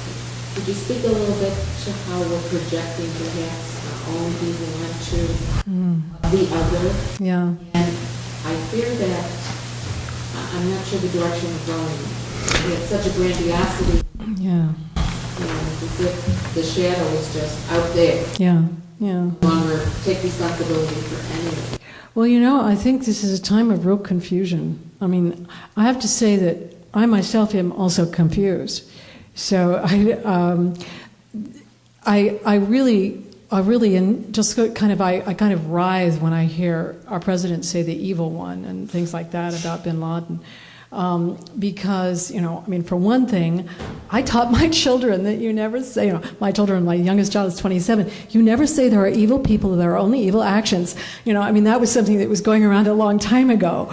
So I thought we all knew that, and we wouldn't go on television saying there are evil people anymore. We know there aren't evil people. And so, it just kind of makes me really deeply uncomfortable to hear people talk that way about other people. But, that's going on, and that's the way people are talking. And so there's also a fact of the matter, and it will have consequences, and we are already involved in those consequences.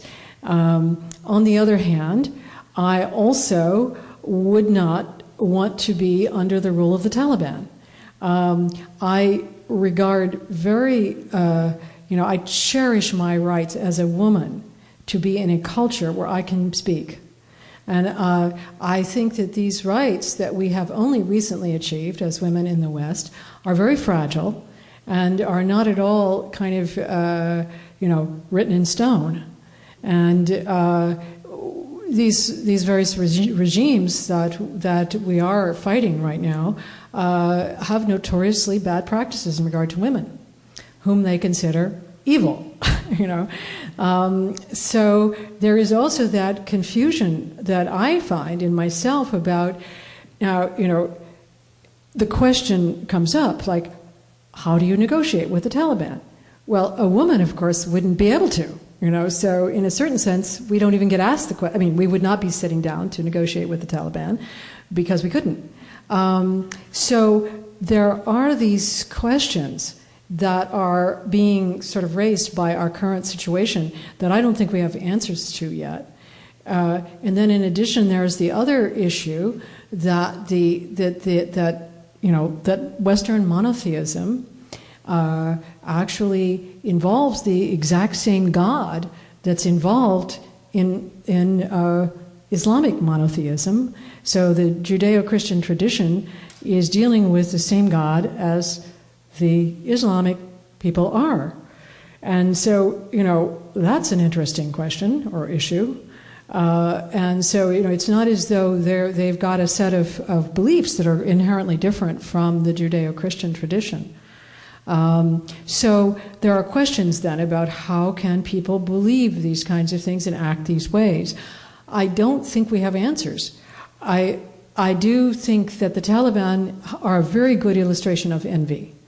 And probably the most important teaching that I've gotten from this so far is that, when human beings hoard their resources, other people are going to be very envious. And we've been hoarding ours. And until everybody gets a little bit, you're going to always have that kind of hatred that comes from envy, where people who don't have what other people have want to destroy those people who have it because they can't possess it for themselves. And so, I do think we should be able to at least get that we have to make resources available to people in a more equal way, or we're always going to be at risk for envy. But, how we do that or what the next step is, I don't know. I mean, I think that I just hope that the one thing I think is really kind of good news is that there are so many nations actually talking to each other that weren't talking to each other. And maybe, because, it is mostly guys, maybe these guys are going to recognize that they all need to talk to each other at least, and that there's some good things that come from that. And, maybe things will move on in a good way that way, but, maybe not, I don't know. So, oh, yes? You really say that the Taliban or Osama bin Laden and his compadres' point of view is based on envy of our situation or a detest of our situation as they interpret it or as they see it under Islamic principles and Islamic teaching? Well, being a psychoanalyst, I would say it's envy. That the envy is rationalized in lots of ways, but just looking at the conditions in which the Taliban are living, and this is not true of bin Laden because he has different conditions. My own view of bin Laden is that he's probably has a very severe personality disorder, but that's my view. Which one? Probably some kind of borderline personality disorder. I don't know who asked me the question, but probably some sort of borderline personality disorder with transient psychotic states and some aspects of paranoia in those states. But, how he got there, I don't know. It's not easy for me to see, but, he has 53 siblings and, he has an unusual family, lots of siblings, and so the conditions might have been less than wonderful in his growing up, but he did have lots of money. But a lot of the people that are sort of fighting in the most dire ways, apart from the ones who might have psychological difficulties, are people who really have so few resources.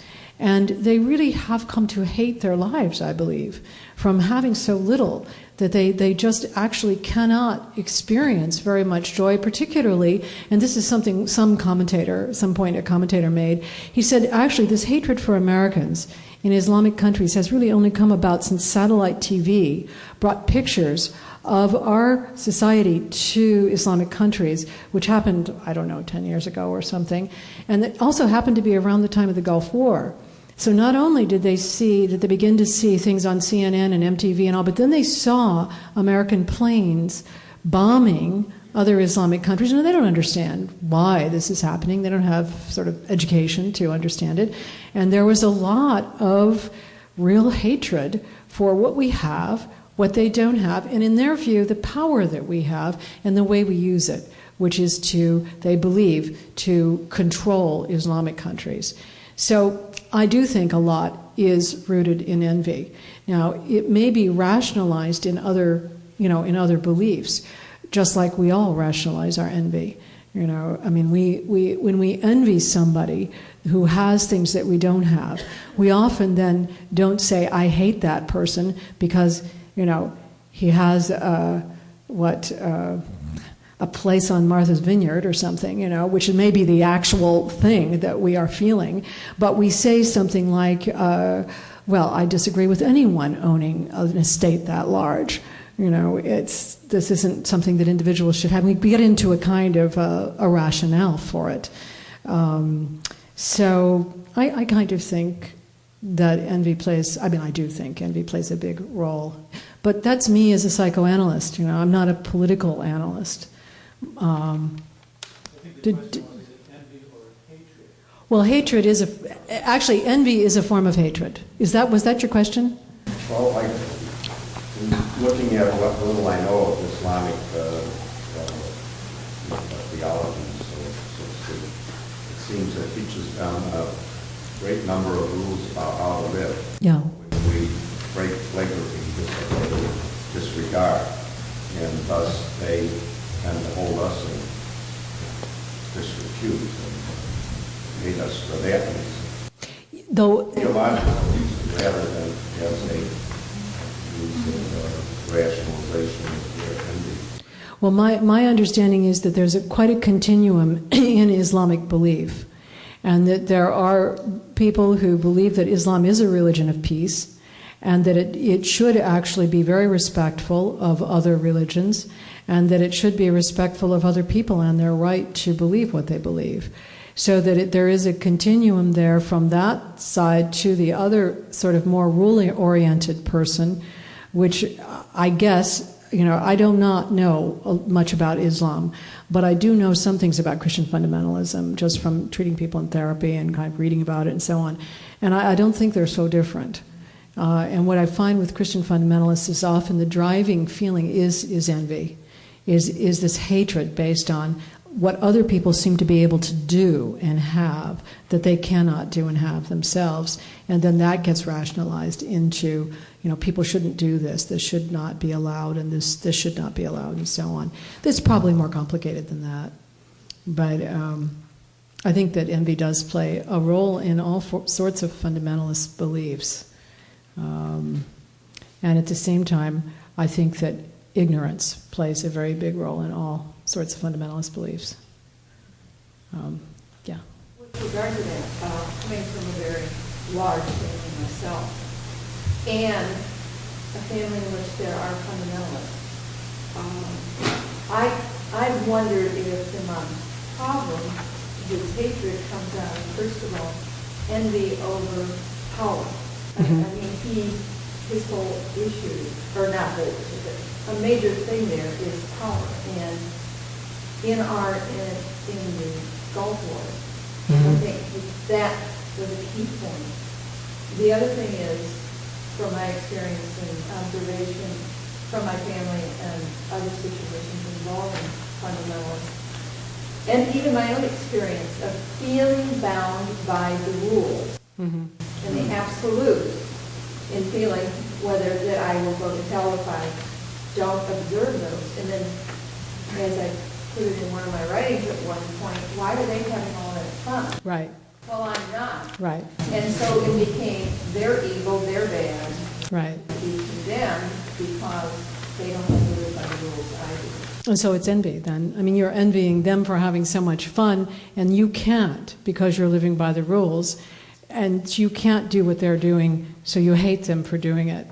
And then the rules, and then yeah. And, you know, I think this is a really important thing. I like the way you said it, because a part of what strikes me about all political movements that become cruel and disregard the dignity of human life is that they always lose their humanity, their sense of humanity. And I think probably it's out of some kind of move like that, you know, that there are in these movements various kinds of rules and also power that's imposed on people. I mean, sometimes, like with Saddam Hussein, sometimes they're secular. You know, people think that Hitler's movement was secular, but actually he was trying to create a religion. He was creating Nazism as a religion that would go beyond Christianity, that he felt was a religion of the weak. And so he was imposing what he was imposing as a way of making a more perfect human being and a more perfect world.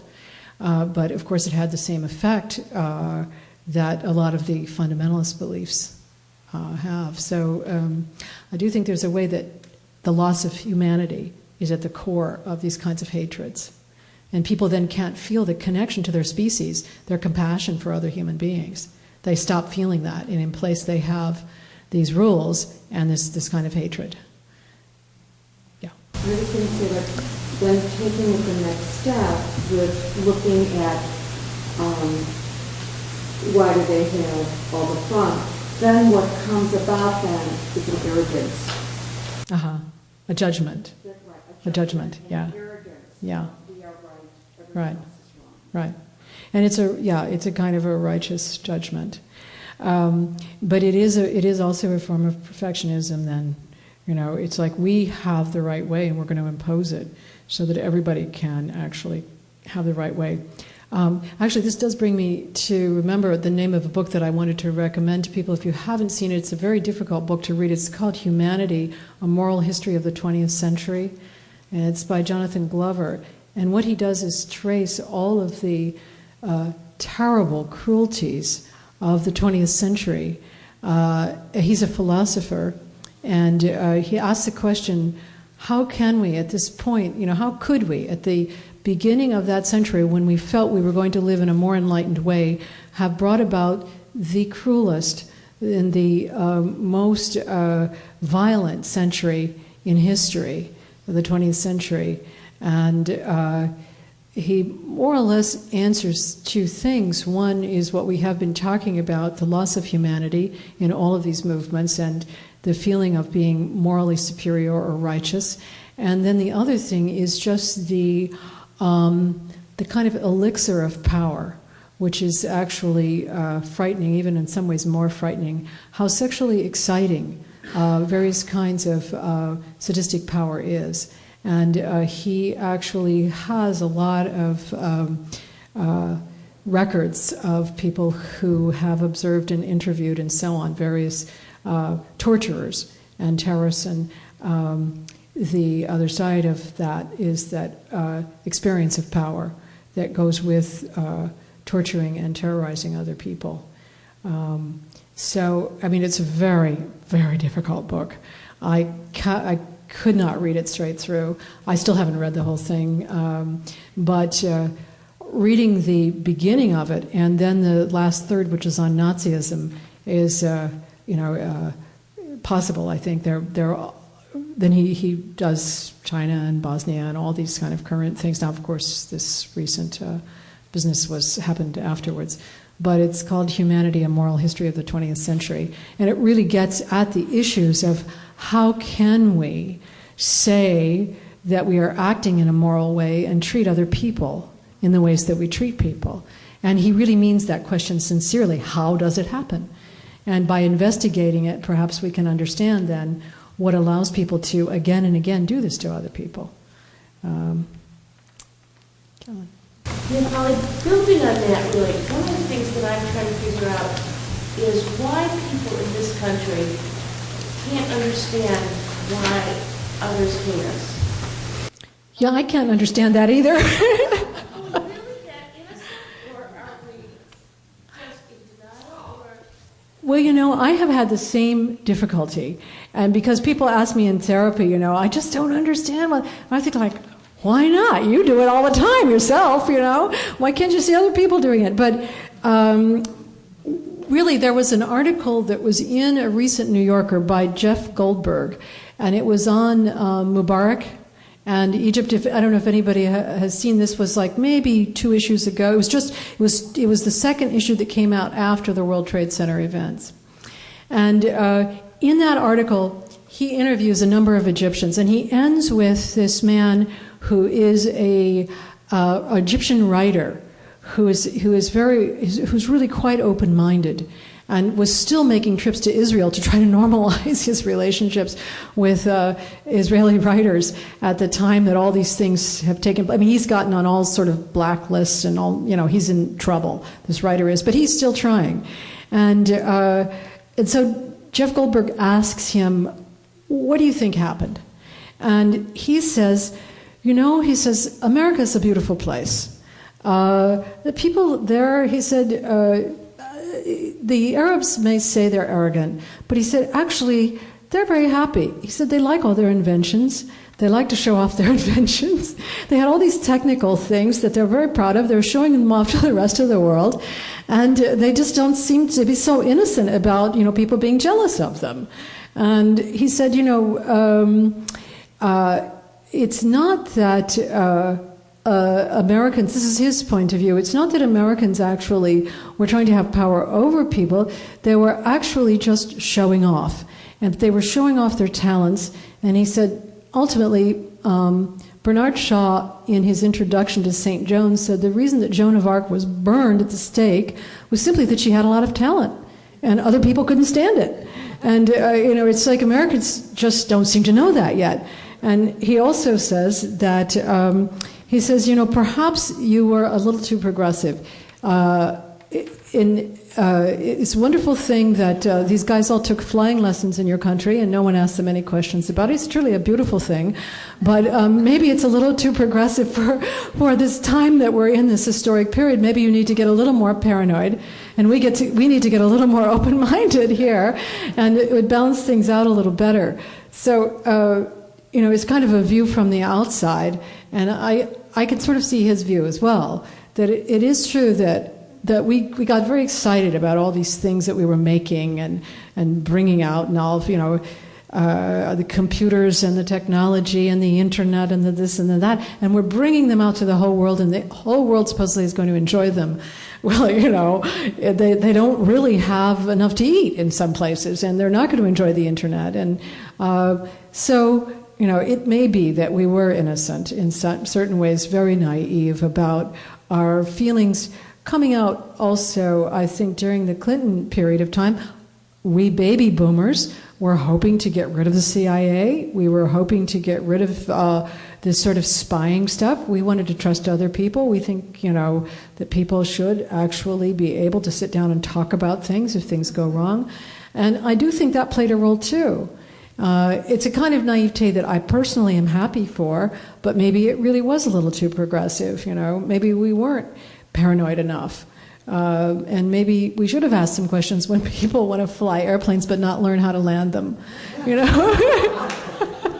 which is apparently what happened. So, yes.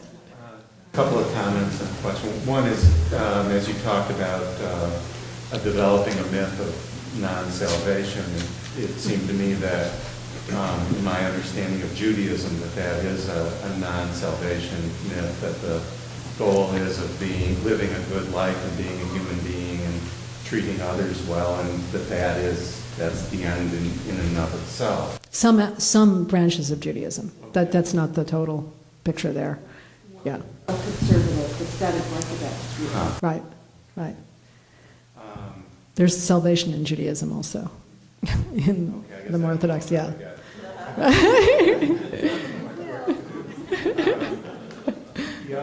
The other comment, it seems to me that really good psychotherapy even goes a step beyond self-acceptance to, I think, what comes next, which is the ability to treat oneself lovingly, which in response to the thing about being an inward kind of thing, hopefully leads to being able to treat others more lovingly. Right, exactly. Actually, a step beyond self-acceptance. Right. And the question is, as a group of psychotherapists, what's your sense of how we're doing at being teachers who live what we teach as opposed to just teach it? Well, actually, I do have a paper with me that I could make available to people, and I'll have it up here at the end, and it's called When the Fruit Ripens. What's the rest of it? Alleviating Suffering and Increasing Compassion as the Goals of Clinical Psychoanalysis. It was a paper that was published in a recent issue of Psychoanalytic Quarterly. It's sort of embarrassing that I publish as much stuff as I do. Sometimes I think to myself, I've hardly ever said anything that I haven't published, and I don't even really necessarily intend to do that, but people say, oh, do you have a paper? And then I send something in. So this is a paper that actually talks about that. But I think that this is what is the main issue from my point of view in this period of time, is if you are a psychotherapist who believes that what we address is the alleviation of suffering, please go out and speak against the biological model. There are so few people actually speaking out against this model that it has absolutely eaten up psychiatry. I mean, it's so sad that sometimes I actually just weep when I talk to residents, because they would like to know how to talk to people, but they're not being taught that anymore.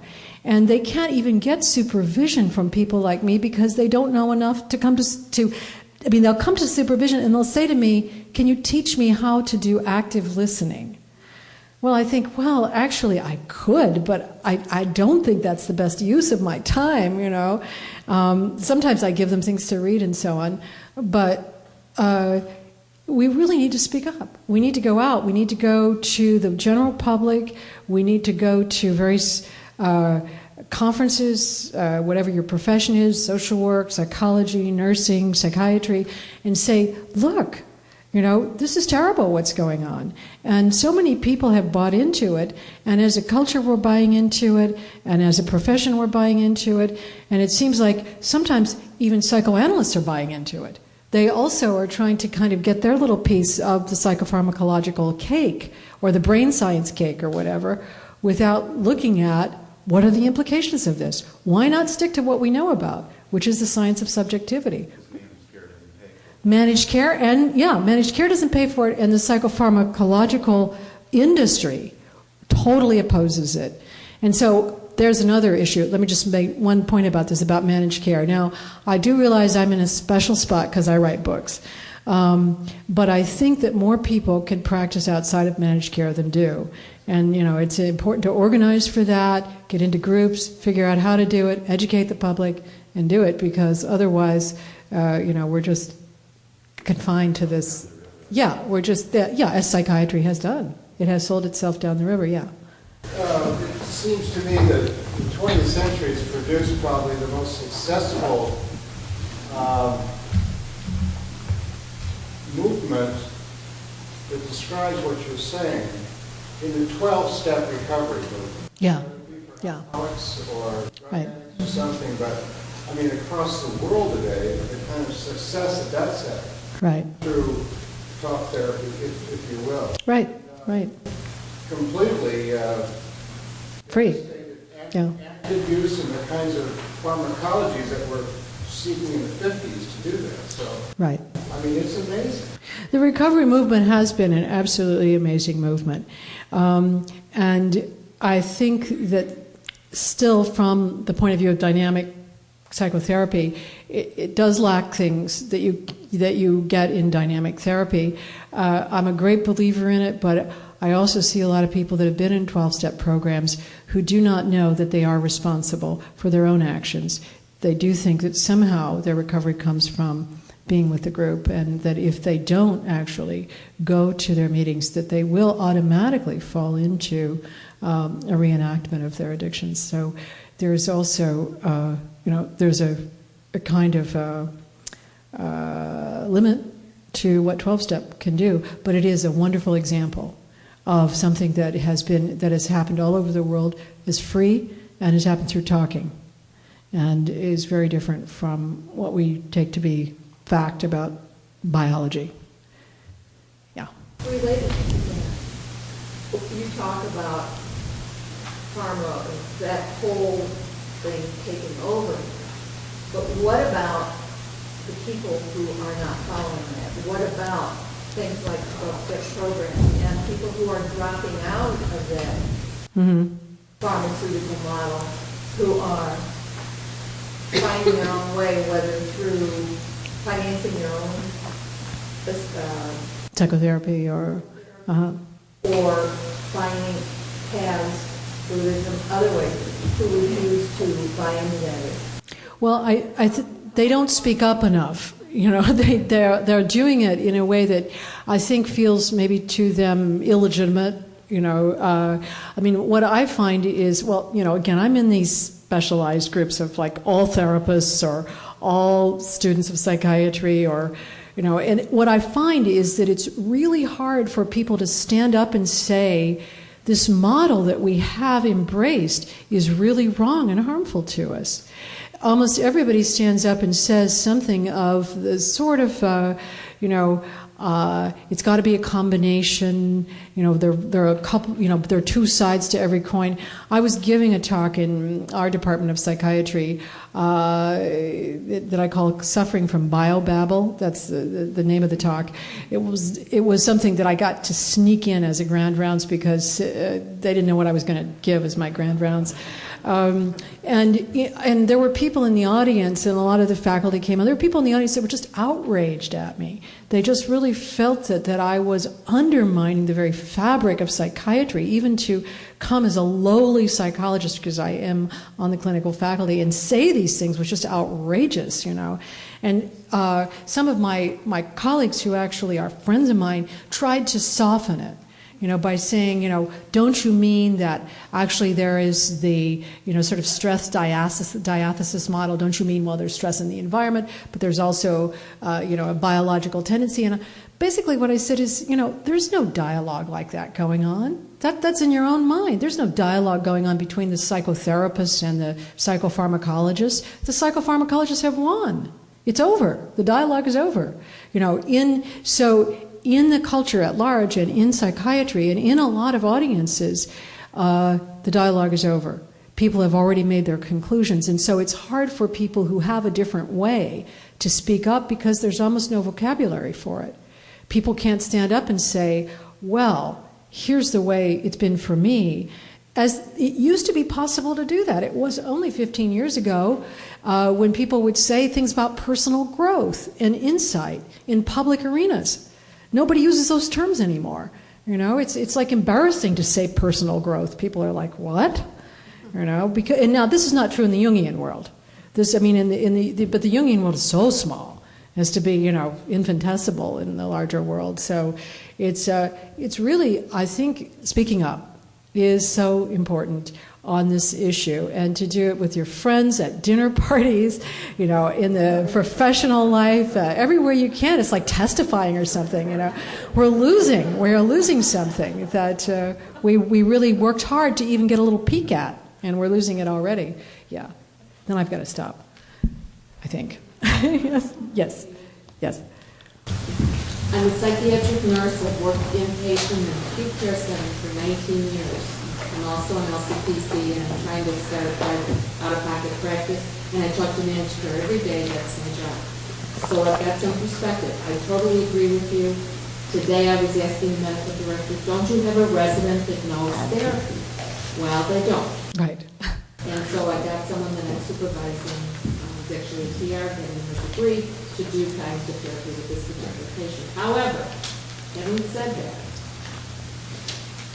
the acutely mentally ill, the people in acute manic episodes, the severely psychotic, the people who have had severe suicide attempts, the people that are violent and are coming in more violent and more suicidal and more, I mean, there's an acute mental illness going on. The psychopharmacology is a definitely integral part of the treatment. Totally. But it is not the treatment. It is a part of the treatment. It's the rest of the part. The rest of the part of the treatment isn't there anymore. Yeah, but it's intervention. It is germane. Now with 12-step, because we also have substance abuse and detox center unit, naltrexone is right. Psychological intervention to help people reduce the craving. So I think that while I agree with you totally, and I do speak up about it all the time, because I go way back, so I know what we had and what we don't have now, I think that there's a mistake in erring too much to the side of that's the evil, and it should be, you know, if it's not our way, then it's no way. There has to be an integration. No, but the integration we've lost. I worked for 12 years at the Institute of Pennsylvania Hospital, which was a psychoanalytic hospital that also used medications. But everybody in the hospital had an attending physician. Everybody had therapy. That hospital is gone. It is the oldest mental hospital in the United States. It was sold, and it's now a shopping mall. Because many of these hospitals that provided psychotherapy for the most acutely ill people, along with the medication, could not afford to go on in business. And so they don't exist anymore. So if you actually want to get psychotherapy along with the medication for people who are acutely ill, it is almost impossible. And even people who have a lot of money and can go for treatment anywhere have very few places they can go. And certainly the mental health public, the system that we had before Reagan, I've forgotten what it was called, the community mental health system, that's what it used to be called, offered psychotherapy to the poorest people along with their medications. That is so gone that I couldn't even remember the name of it. You know, It's not necessarily true. It's diminished. Well, it's so diminished that from the point of view, say, of the people that we deal with in Burlington, which does not have as large a homeless population as a large city would, those people do not really get therapeutic help. They get counseling, they get case management. They may get a social worker visiting them to check on their medications, to see how they're doing in their living arrangements, but they do not get any kind of intensive relationship with another person that might be followed over time, with a few exceptions. You know, there are a few exceptions. But if we could get back to the place that we were in 1980, that would be terrific, because then there were two sides. There aren't two sides anymore. Is therapy's fault because they haven't done the science and they don't have the outcome studies to prove that a long-term therapy of 5 or 10 years is more beneficial than short-term. I'm sorry to say that that's wrong. We really do have the outcome studies. We really do have the science. There were a lot of meta-analyses that show just that long-term, that is more than 2 years of therapy for severe anxiety and depression conditions, is more effective long-term than any medication by itself or even the combination. And there are such studies, and they're reported in the journals, but they're not funded by any large organization or any kind of medical or psychopharmacological organization, but they are there, and they're in the literature, and I'd be happy to give you the references for them. Just as we have been able to show scientifically that psychotherapy, particularly intensive psychotherapy, does work for these conditions, just at that moment, there was this huge economic shift, and there was no interest in that science. And it is actually out there.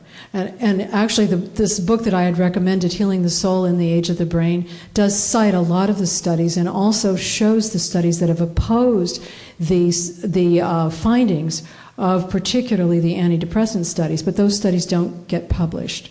Or they don't get published in the big journals so that people actually cite them in the media. So the science is actually there for psychotherapy. Now, what is not there is the economy. And I don't know how to rectify that. The grants that people get to study psychotherapy are the kinds of grants that you have to scramble for from NIMH, and they do not have much money connected to them. Whereas the grants that people get to study various kinds of antidepressants or various kinds of anxiolytics and so on have lots of money connected to them, plus free lunch and everything else. And that's kind of the condition of what we're looking at economically.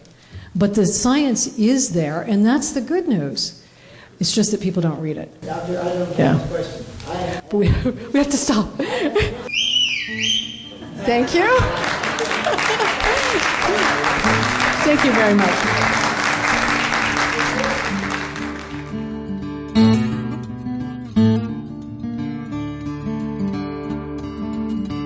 This podcast is distributed under a Creative Commons Attribution, Non-Commercial, No Derivatives license. Share it all you like as long as you maintain the attribution to the speaker, but please do not change it or sell it. If you like this episode, tell your friends about us or leave us a review on iTunes. For more information about classes, training programs, videos, audio, this podcast, or to find a Jungian analyst near you, visit our website, www.jungchicago.org. Thank you to our 2020 donors who gave at the contributing member level and above: Barbara Anand, Usha and Ashok Beatty, Jackie Cabe Bryan, Eric Cooper and Judith Cooper, Kevin Davis, George J. Didier, Mary Doherty, James Fidelibus, John Korolewski, Marty Manning, Diane Sherwood, Deborah P. Stutzman, Deborah Tobin, Alexander Wayne and Lynn Kopp, Gerald Weiner, Karen West and James Taylor, and Ellen Young. If you would like to join our generous community of supporters, just go to youngchicago.org/give.